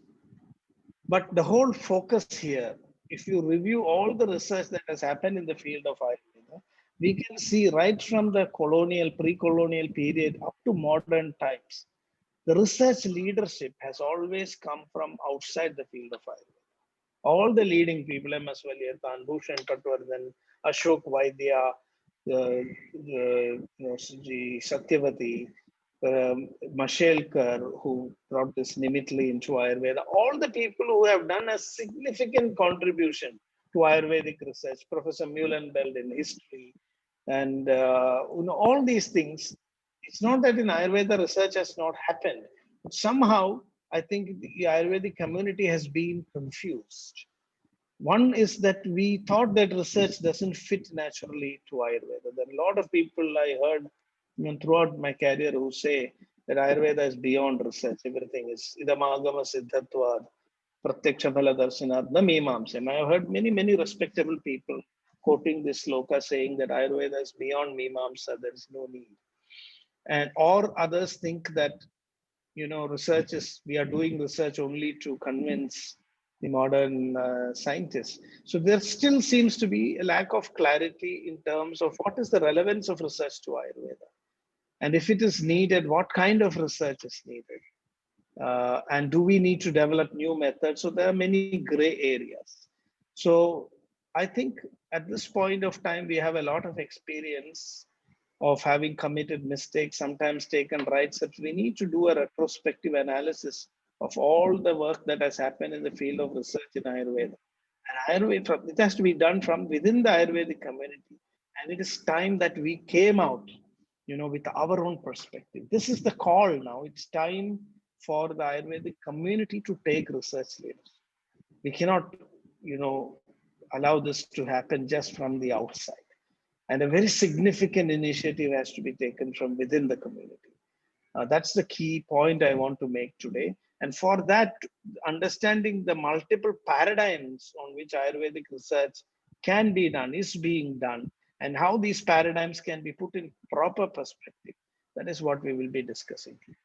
So if you are, doing research, you can think about it, what type of paradigm you are following. When we do research, that is what I want to highlight through my talk today. When you're doing research, you might ask what type of research you are doing. Is it basic research, or is it applied research? Is it clinical research? Is it preclinical, in vitro? You classify research like that. But these are all within the paradigm of modern, conventional research process. I am now talking about multiple paradigms. which means that what paradigm are you following? This is another question that we need to ask. Not just whether we are doing basic research or, you need to define before you undertake a research activity, what is your paradigm? So these are some 5 major paradigms that we can see in prevalent in today's Ayurvedic research. Extracting Ayurveda knowledge using modern tools of research. This is one paradigm, where you are looking at Ayurveda as only a raw material. You take a herb, you break it down into fractions, compounds, and if you get a new chemical entity, you take it, you test it, and now this becomes a totally new, product. This is coming under the modern concept of phytopharmaceutical. So phytopharmaceutical, there's also a bill that has been passed to promote this kind of research. The second thing is validating and applying Ayurvedic knowledge on the basis of modern scientific knowledge. Here, we are not trying to just extract things out of Ayurveda, but trying to find some scientific basis for what is already practiced in Ayurveda. I will give you some examples of that. The third paradigm that we have is enriching Ayurvedic knowledge with modern tools of research. This is another paradigm, which means that now you are not validating, but you are adding, new tools that are available in modern science without disturbing the Ayurvedic thought process. Where you think it is necessary, we are adding. The fourth approach is integrating Ayurveda and modern scientific knowledge. So here, the whole approach is different now. Now you are not trying to validate one with the other. We are trying to see how both systems can be brought together on one common platform. So this could be done at the level of basic research as well as at the level of clinical research. In a short while, I will show the examples. And the fifth approach is research for self-validation and discovery of new knowledge and applications from Ayurveda. So the fifth approach is where we are looking at Ayurveda from within the Ayurvedic framework itself. So is there a method of research that we can say Ayurveda has in its own tradition? That is the question that we will be addressing in the fifth paradigm. So you can see this is like a spectrum. On the one side, we have a modern science or conventional research approach dominant paradigm. And on the other end, we have a purely Ayurveda approach-based paradigm. And in between, we have different shades of the combination of these two approaches. So these are the 5 paradigms that we can see and discern as possibilities for the development of research in the field of Ayurveda. Now, I'll quickly explain what these 5 paradigms are with a few examples. Extracting Ayurveda knowledge. Now, rhinoplasty was discovered as Sushruta's method of nose reconstruction. But now it is part of modern medicine. There is no Ayurveda anymore. Although it originated from Ayurveda, it has become part of modern science. Reserpine from Rauwolfia serpentina, it is no longer Ayurvedic. Once it becomes reserpine, it becomes a modern drug. Similarly, artemisinin from Artemisia annua. So this kind of research will not preserve the identity of Ayurveda. But I am not against this. If people are going to be helped in some way, we can do this. But if you focus only on this approach, then a lot of the benefits of Ayurveda will be lost. So as Ayurveda community, this is perhaps not the kind of research that we should be engaging in. This is more an approach to use Ayurveda from a modern science perspective. The next one is validating Ayurveda. This is very much practically necessary because in today's world, now even in the COVID times, people are saying, oh, where is the evidence? And double standards are of course being used. We are asked to produce evidence, whereas modern doctors themselves are repurposing without adequate evidence. But so we are, the power equation is, imbalanced. So we are at the, receiving end. So if you propose ashwagandha for immunity, we have to show some scientific evidence regarding how a drug may be working. For example, if ashwagandha is proposed, does it inhibit the cell entry of the virus?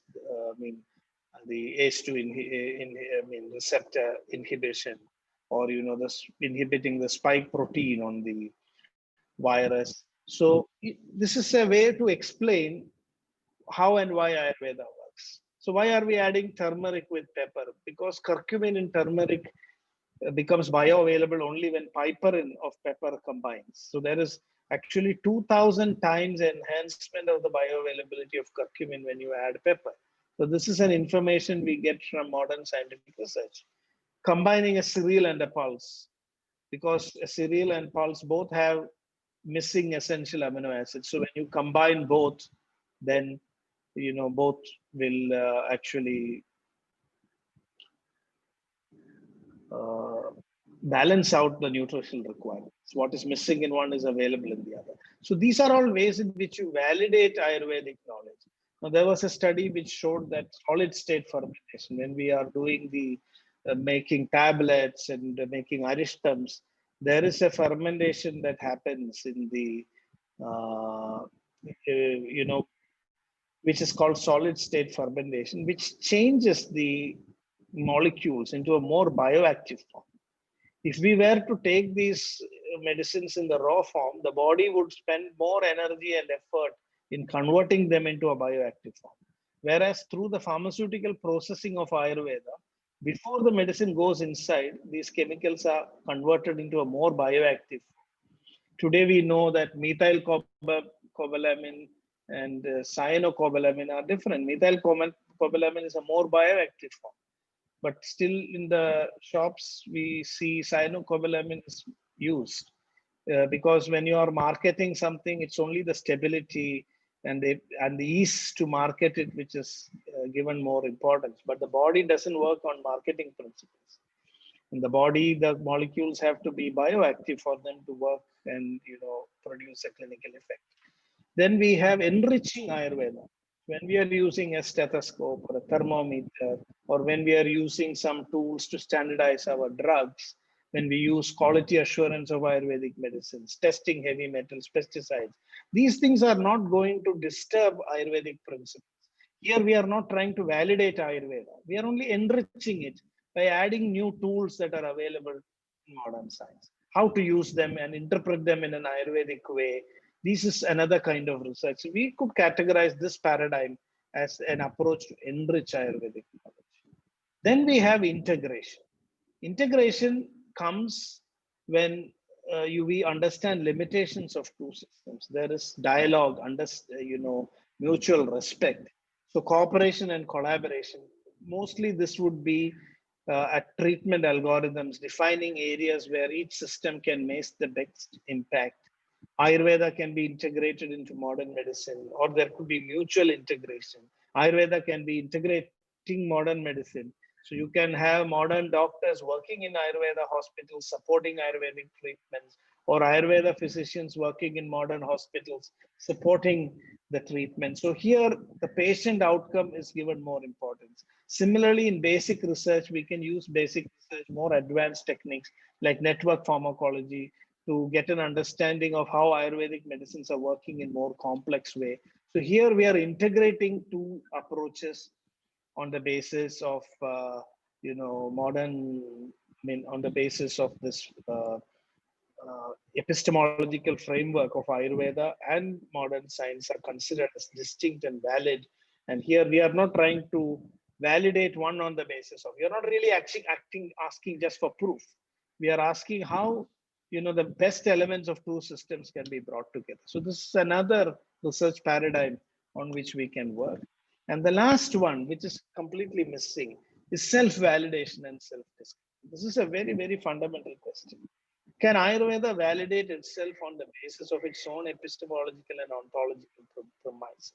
Can Ayurveda continue to generate knowledge from within itself, without the reliance of modern tools of knowing, which could later be added? But can Ayurveda profile new diseases in its own terms? Can Ayurveda profile the properties of new food items, new medicinal plants? Can we develop good tools like, Agni assessment, Prakriti assessment? We still do not have adequately validated tools. Similarly, can we validate the methods of assessment of Nadi, the pulse diagnosis? All these things come under the category of self-validation. So these are the 5 paradigms that I wanted to discuss today. And I think that the future research, if Ayurveda has to take a leadership in research, we need all the 5 paradigms. We cannot say that it should be single paradigm, because that way we are limiting knowledge. Let all the types of research happen, but we need to define and we need to decide who should work in which paradigm. So we cannot prevent modern scientists from becoming curious to study Ayurveda. They may use the first paradigm, but as an Ayurvedic, professional, as an Ayurveda clinician, teacher, scholar, or a researcher, which is the paradigm that we must use? I believe that if we want to take research leadership, if we want to take Ayurveda into the future, make it more contemporary, then we must rediscover the traditional Ayurvedic way of knowledge building.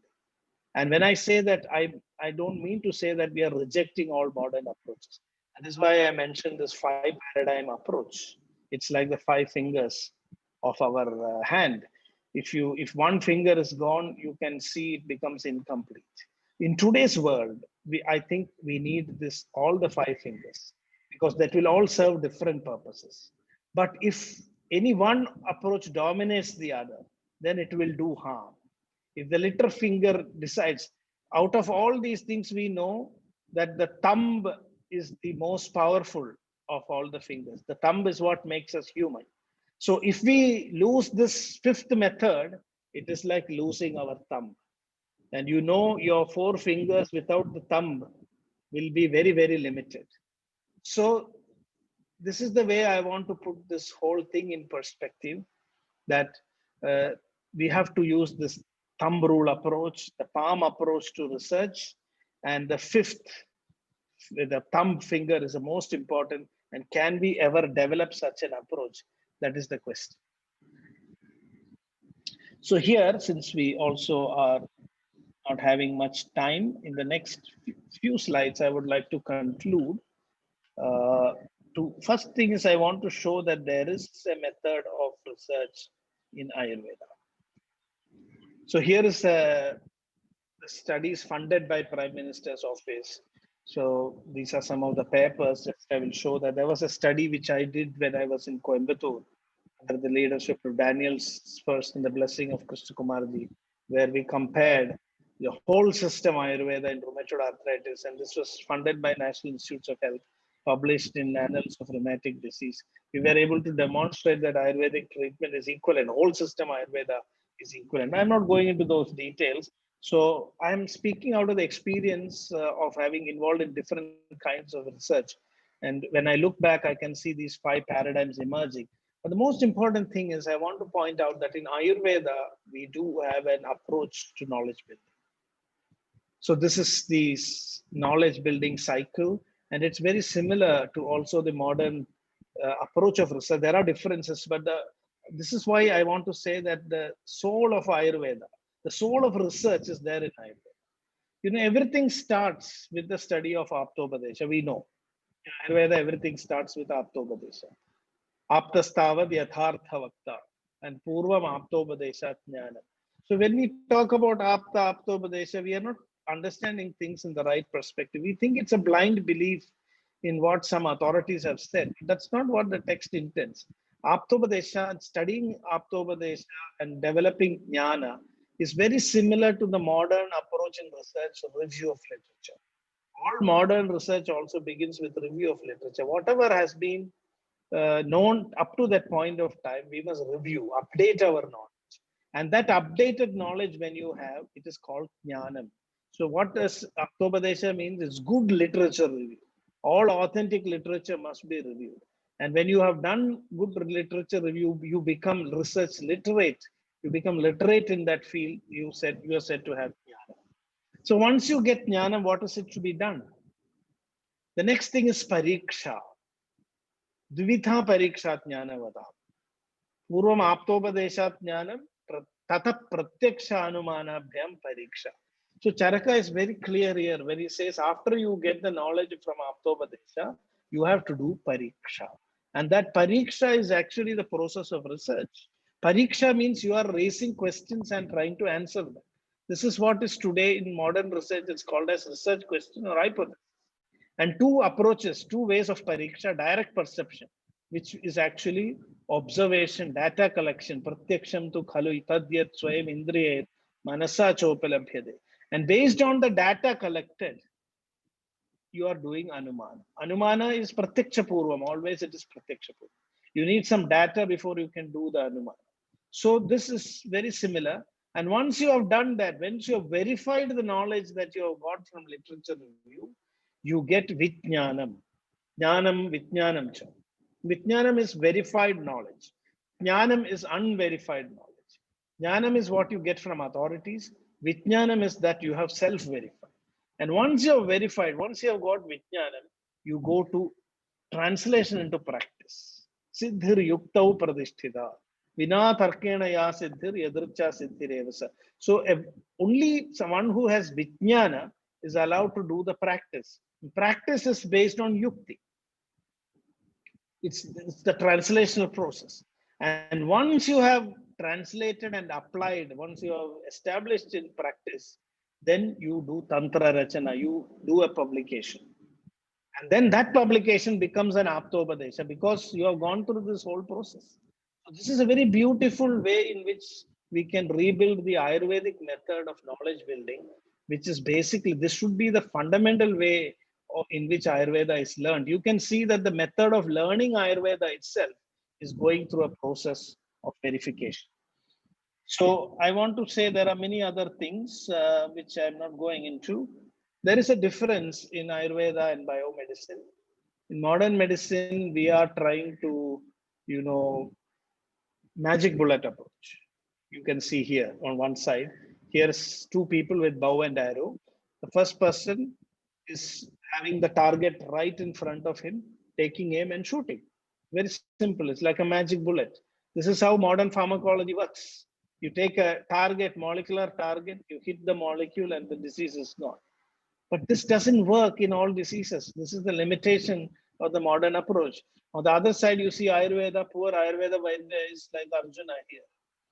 Because Arjuna has to hit a fish which is moving on a wheel, fixed onto a pole. And he's not allowed to see the fish. He has to hit not just the fish, but the eye of the fish by looking at the reflection on the vessel of water kept below. So just by looking at a reflection, he has to hit the fish's eye. This is very similar to the way Ayurvedic physicians, our pharmacology works. We are not able to see the target clearly. It is a network. We are working on a network which is dynamic, completely moving. So the Ayurvedic approach is more, like a physician-based. I mean, that is a dynamic approach. This is the pharmacology. That is why we call this as very similar to network pharmacology. So these are some differences. So according to these differences, we have to evolve research methods which can help us to test our own theories and our own concepts, in a very transparent manner. And I think it is time we shifted to this paradigm. We should not lose our thumb finger. The thumb finger, we are not using the thumb finger of the research paradigm in Ayurveda, which is why we are very limited. We are not able to progress. And that should be the focus of the future.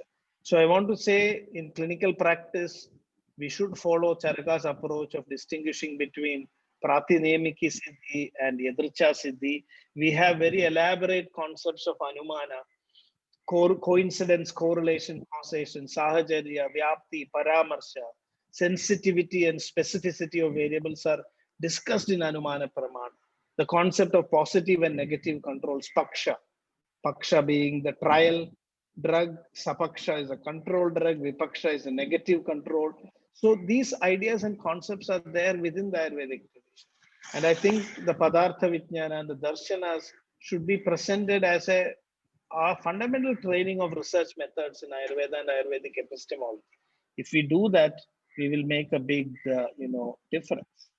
So when it comes to drug research, again, the modern approach is, opposite to what is there in Ayurveda. So traditional methods of pharmacology cannot help us.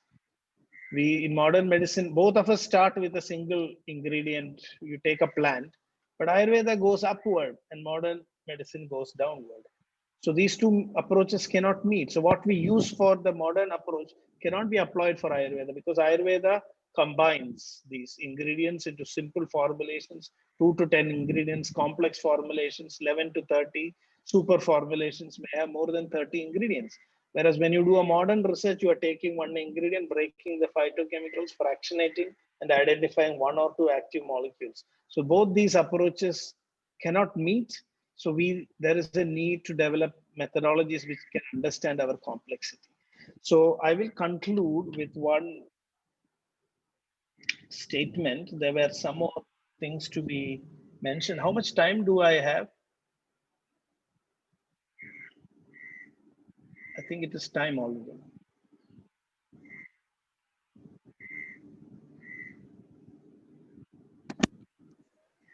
Sorry, sir. Yeah. How much time should I conclude? How much time? 10-15 minutes is fine, sir. 10-15 minutes is fine? Okay. Yes, sir. So then I will take 5 more minutes to elaborate few interesting new methods. Please, And then sir. maybe we can take a few questions. Thank you. Sir, we are interested. Yeah. Because, there was a little delay in the beginning. So Yes, sir. Yes, sir. No realized issues. that, No issues. few more Please steps. carry on, sir. So now what I want to show is that, in Ayurveda, the whole thing is very different. If you were to look at it in terms of modern pharmacology, we have to change the paradigm. Ayurvedic medicines, I would call it, we don't need to use this term, but if I want to explain it to a modern, traditional pharmacologist, I use the word molecular cocktails. I will say, your medicines are just molecules. Ayurvedic medicines are molecular cocktails. We bring so many molecules together and mix them and make it into a complex cocktail. So the reverse pharmacology, in my opinion, should be not just from the clinic to the lab, but from molecules to molecular cocktails. The shift has to be from molecules to molecular cocktails. That is a very, very important thing. And so what we need, if we want to understand the logic of Ayurvedic formulations through modern science, we need a new method of molecular combinatorics. So these are some complex terms which we can use to hold forth when we have to, defend ourselves in front of modern pharmacologists. We can use some of their frightening terms also.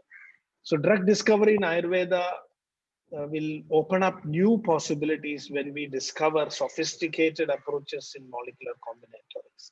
When we are able to define on a matrix how multiple molecules interact with each other and produce, a systems effect on the body. This might be also the future of modern pharmacology, as we are beginning increasingly to realize that nahi jnanavayavena pritsne jnayet jnanamutpadyate. By knowing more about one part, we cannot know anything about the whole. So this is the crisis in which modern science and modern medicine has reached. We discovered this analytical method and we become overwhelmed out of its success. We are breaking things into parts, breaking, and learning more and more about less and less. This is the approach of modern science. And we reach a point where we know something about the part of the part of the part of the part, but we don't know anything about the whole. And that is where we have to retrace our steps. And this is the return, like a boomerang, science is trying to come back now to get a more holistic perspective. And that is where systems like Ayurveda have a big role to play. We can bring that concept. And now the last part, which I want to say, is that, recently I was conversing also on an online platform with some allopathic doctors and scientists, and a very eminent hepatologist in Kerala. Allopathic doctors are not so open to Ayurveda, but in this discussion, I try to explain how difficult it is for us to, meet the requirement of science without losing Ayurveda. And I explained about my experience with the NIH study of a randomized controlled trial. And then that doctor said, it's no longer, RCTs are no longer the gold standard, according to him. He says in the last 10 years, there is an increasing realization that RCTs are not translatable into real life situation because you're controlling the environment so much that, this is not what is going to be seen in real practice. There is internal validity, but very poor external validity for RCT. So now there is an approach to say that we must study things at the point of care in real life situations. So practice-based outcomes are given more and more importance. And now there is also this concept of practice-based evidence. So here the whole question is, there is no doubt that evidence is needed. Even Charaka says that if a physician prescribes something without proper rationale, you can reject it. Tasmana bhishaja yuktam yukti bahyena bheshajam dhimata kinchidadeyam dividarogya kanchana. So yukti is needed. In Ayurveda, what we call as evidence is yukti. There's a proper rationale behind any treatment. So yukti bahyena dattam bheshajam tyajyam. So even the patient has the right to ask the doctor, what is the yukti behind your medicine? That's what Charaka says. Just see that openness in those times. We thought that patients had to blindly believe in the physician and follow whatever the physician says. But this statement has really set me thinking. Charaka suddenly, because Charaka Samhita is addressing the physician community, but suddenly the tone changes and it's as if you are looking outside the walls of the medical school and talking to the common man on the street and saying, look, if this physician prescribes something without proper rationale, please reject it if you love your life and health. Tasmana bhishaja yuktam yukti bahyena bheshajam dhimada kinchidadeyam jividarogya kanchina. If you are a jividarogya kankshi, then you reject it. So here I want to talk about a new approach. With this, I think we should take up these kind of studies in Ayurveda. These new research designs should be accepted. So I'm trying to introduce some new paradigms for clinical work, research work. So beyond the myth of expensive study, assessment of traditional medicines. This is a paper written by Bertrand Grass, Elaine Elizabeth Ski, and Jacques Falquet. And so he proposes that instead of RCTs, instead of randomized controlled trials, we can do rigorous observational studies. So this he calls as, RTOs. RTO means retrospective treatment outcomes. So this is what the allopathic doctor I discussed with in the online discussion also said. Some time ago, we did not have rigorous statistical methods to interpret observational studies. But today, we have more powerful statistical tools which can, give more rigorous data from observational studies. So because previous observational studies were done poorly, the quality was poor, we dismissed observational studies altogether, but that attitude is changing. So if you can bring some rigor in the inclusion-exclusion criteria, adjust for differences in baseline susceptibility to the outcome, use statistical methods similar to RCT, including intention to treat analysis.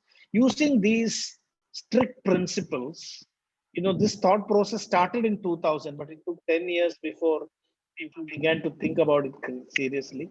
So if you use these statistical and rigorous research parameters, observational studies can become very powerful. And this is what Ayurveda people should do, because our treatments are designed for real life interventions. Designing an RCT for an Ayurvedic intervention is very, very challenging. So this is a big question I want to put before us. Are we going to take the leadership initiative to shift from RCTs to RTOs? So what is the most effective among traditional treatments used in one area for a given ailment. So a retrospective treatment outcome study analyzes records of patient progress for a given disease or syndrome. If we follow this approach, the only challenge here is that we need meticulous documentation, meticulous clinical documentation. If within a short period of time, we can generate compelling evidence in different areas. If the whole Ayurvedic community can join together to create an RTO movement, retrospective treatment outcome studies, publications, then very soon we can bring some transparency and visibility for the clinical efficacy of Ayurvedic treatments. And there are a lot of modern scientists and researchers who are willing to also help. So this is the complex design of a retrospective treatment outcome study. Actually, you need one full session to go into the technicalities of RTO. So I'm not going into that. But that paper which I showed earlier, you can look into that and read and learn more about it. And then there is another study which is called as CPO. This is another research design. Comparison of prognosis and outcome. When you have only one arm, you compare the known prognosis of the disease as a control. So it explores whether healthcare dispensed by traditional healers reaches a minimum requirement, which is you see what would be the expected outcome and what is the actual outcome. So you give a prognostic outlook. This is possible in diseases which have very clearly defined prognosis. You know that if no treatment is done in 2 weeks, the patient will die, or in 2 weeks, this is what is expected to happen. So when you know what will happen without treatment, it's easy to compare the outcomes, actual outcomes with treatment compared to the prognostic outlook. So this is also now designed graphically. These models are there. I'm very surprised that as Ayurveda community, we are not searching for methods which are more suitable for us. We are still stuck with the orthodox methods, and we think that there is no other way to do research. The world is changing. There's a lot of new thoughts and thinking happening. So this is the model of a CPO, comparison of prognosis and outcomes. And then we have also another prospective dose escalating quasi-experimental clinical trial is another model. In this discussion today, I only want to show the possibilities of different approaches. Here, we are giving same medicine in different doses and then looking at the outcomes. See, one problem is in Ayurveda, our dosing is not well defined. Our principle of dose is based on Agni, not on weight. In modern medicine, it is up to, according to the weight of the individual that we administer the medicine. Fix the dose, age, weight. In Ayurveda, it's more related to Agni. So we need to bring up a more objective parameter on the basis of which we can adjust doses of medicines for specific groups of people, for specific individuals. So this prospective dose escalating quasi-experimental trial can clearly demonstrate a dose response pattern of Ayurvedic medications. So these are the possibilities. So to conclude, I wanted to just highlight today that Ayurvedic research is complex in modern times. We are not able to discern that this is having distinct paradigms, and depending on the paradigm, the outcome will differ. Whether it will benefit Ayurveda or not will depend on what paradigm we are using. And out of this 5 paradigms, which I want to compare as our palm of our hand, the thumb or the Ayurveda approach is the key thing. And as just like we need all 5 fingers to be powerful and very efficient, modern research in Ayurveda needs all the 5 paradigms to survive in our present socio-political reality. Because modern science is also politically, more powerful. So in order to not lose Ayurveda and also to navigate to the current socio-political reality, we need this 5 paradigmatic research. But Ayurvedic leadership should come from within, and we should start using our thumb finger.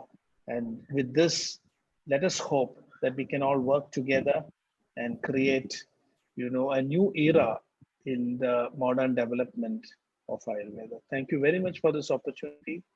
So I hope I was able to convey some thoughts, which can provoke new ways of thinking in Ayurvedic research.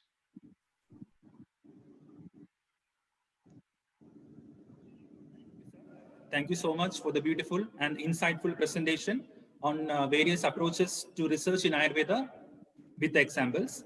Thank you, sir. So we have got a couple of questions. Shall we take, sir? Yeah, sure. So can you please explain the methodology to assess the Rasa Panchaka, sir, of any drug, especially if any new herb is being discovered? Which methodology we have to follow, sir? Yes, the first thing is that you must look at the toxicity, because one of the biggest limitations of assessing rasa is that you may endanger yourself by exposing, the drug to your biological system without understanding. So that is one limitation. Rasa in Ayurveda is not just what is actually perceived by the tongue. The Rasa Panchaka analysis model was actually proposed, I think, by Professor Dhyan Chand. This is well known in our field. The method of dilution, where you keep diluting a substance, and taste. There are taste specialists. We know this, that the human sense of taste is specialized in some individuals. Two approaches are there. One is to use our human sense of taste, for which you will need individuals who are specialized in that field. Just like Nadi is not something which everybody can learn. It needs a certain skill. Similarly, tea tasters are there. In the food industry, there are a lot of people who are specialized in this kind of activity.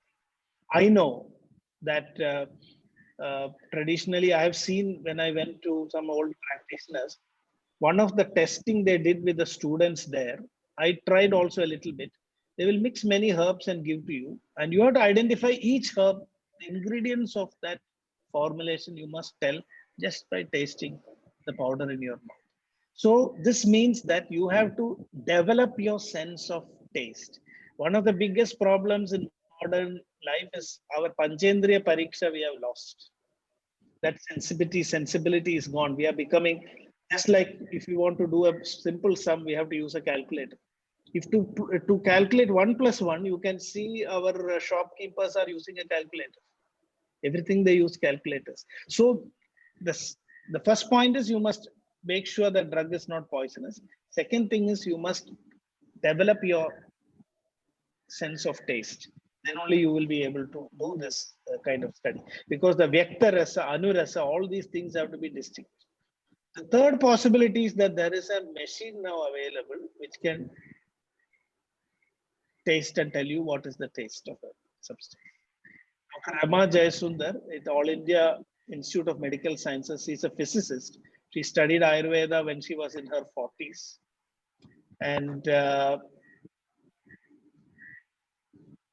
she has done a study and also published a paper showing what is the scope of analyzing rasas using such machines. The only problem is our tongue is much more complex than any of the machine that we have. And so rasa is that. Now Rasa Panchaka, when it comes, our basic concept in Ayurveda is Samana Pratyarabdha, Vichitra Pratyarabdha, and then we go to Prabhava. Once you know the taste, we predict if the Samana Pratyarabdha Dravyas, the other gunas, the karma will be according to the taste. If the Dravya is Madhura, then we can expect Snigdha Guna, Shita Guna, Guru Guna, and then Brahmanaka. Then it is Samana Pratyarabdha. When the bhutas which are initiating the rasa is different from the bhutas which are initiating the dravya, the rasa is not a tool to predict the guna or karma of the substances. Then we call it as a Vichitra Pratyarabdha. So there we have to do actual observation. We have to give the medicine to a biological system, and then only we can understand. I mentioned in the beginning, zoopharmacognosy was one of the ways. In Ayurveda, in my understanding, we have a predictive empirical approach to identify drug formulations. Predictive empirical approach, which means rasa is used to predict the possible actions of a substance. Then we observe whether the actions are according to our predictions. If it is not according to our predictions, we understand that it is Vichitra Pratyarabdha. And then we try to find out which guna or virya is responsible for that. And if we cannot identify that also, then we call that it is Prabhava. So this is a framework which we can actually develop. So I don't have time to go into all the details, but I can say that in the terms of RESA, assessment, I have been following Dr. Rama Jayasundar's work, and personally, I am also trying to classify all our substances on the basis of the Samana Pratyarabdha, Vichitra Pratyarabdha theory, and trying to find out how, when there are Vichitra Pratyarabdha Dravyas, what is their chemistry? How is it differing from that of Samana Pratyarabdha Dravyas? And if you are able to identify some patterns, then probably we'll find some breakthroughs in applying that for unknown substances. So this is the answer.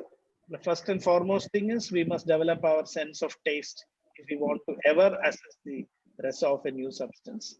And that is lost today. And so maybe machines will be helpful. We have to think about it. Thank you. Thank you, sir. In this regard, one more clarification, sir. For the extraction of any active constituent. Hello, sir. Your voice was low. Can you speak loudly? Yes, sir, sure.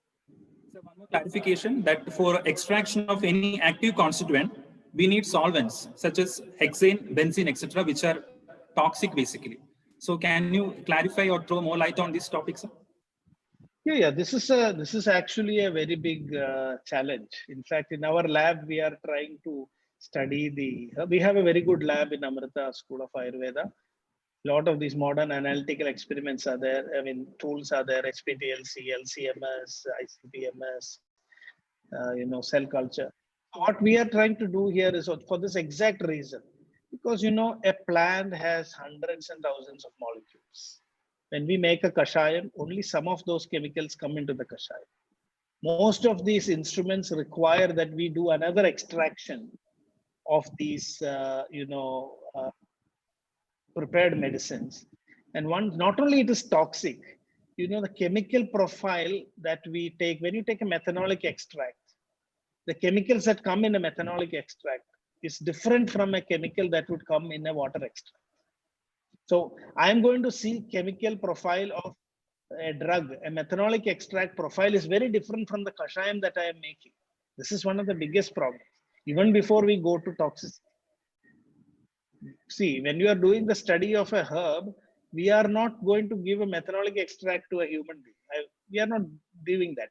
But what we are trying to do is, in my kashayam, what ingredients are there? In order to find that, I am making methanolic, ethanolic, or whatever different types of solvent extracts.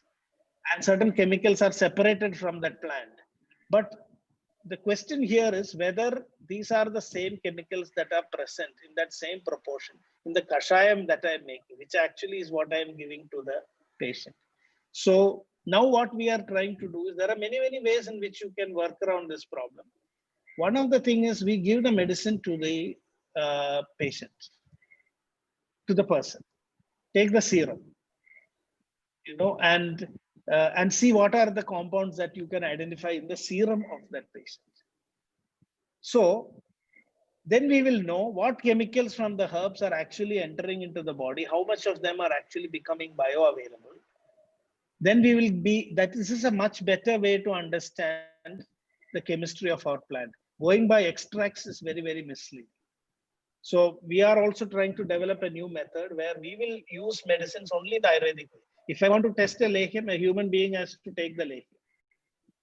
And then we take the serum and we find out what is the chemicals that have actually come there. So we know that what chemicals from the plant is actually entering into the body of the person. Another way to do this is to, you have digestive models for digestion, in vitro models for digestion. So you can put medicines into that digestive system and we can see what happens when our body digests the medicine that you're taking. What is the chemical constituent? So the other approach I am definitely not in favor. That is for phytopharmaceuticals, not for Ayurveda. From that we will be separating chemicals, developing modern drugs. We will not be able to understand, the concept of Ayurveda. Is that clear? Yes, sir. Thank you, sir. Thank you so much for clearing the questions also. Now, may I extend my heartfelt gratitude to Dr. P. Ram Manohar on behalf of JSS Ayurveda Medical College and Team Vishodhana 2020 for accepting our invitation and delivering a wonderful session for us. Thank you so much, sir. Thank you. By this, we come to the end of the scientific session of day 3 of Vishodhana 2020. Thank you all.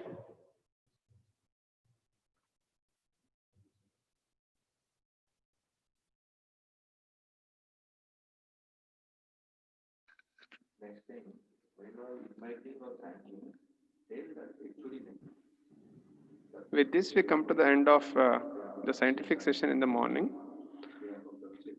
And afternoon at 2 p.m., we will be joining you, wishing to see you all with the oral paper presentation. Thank you all.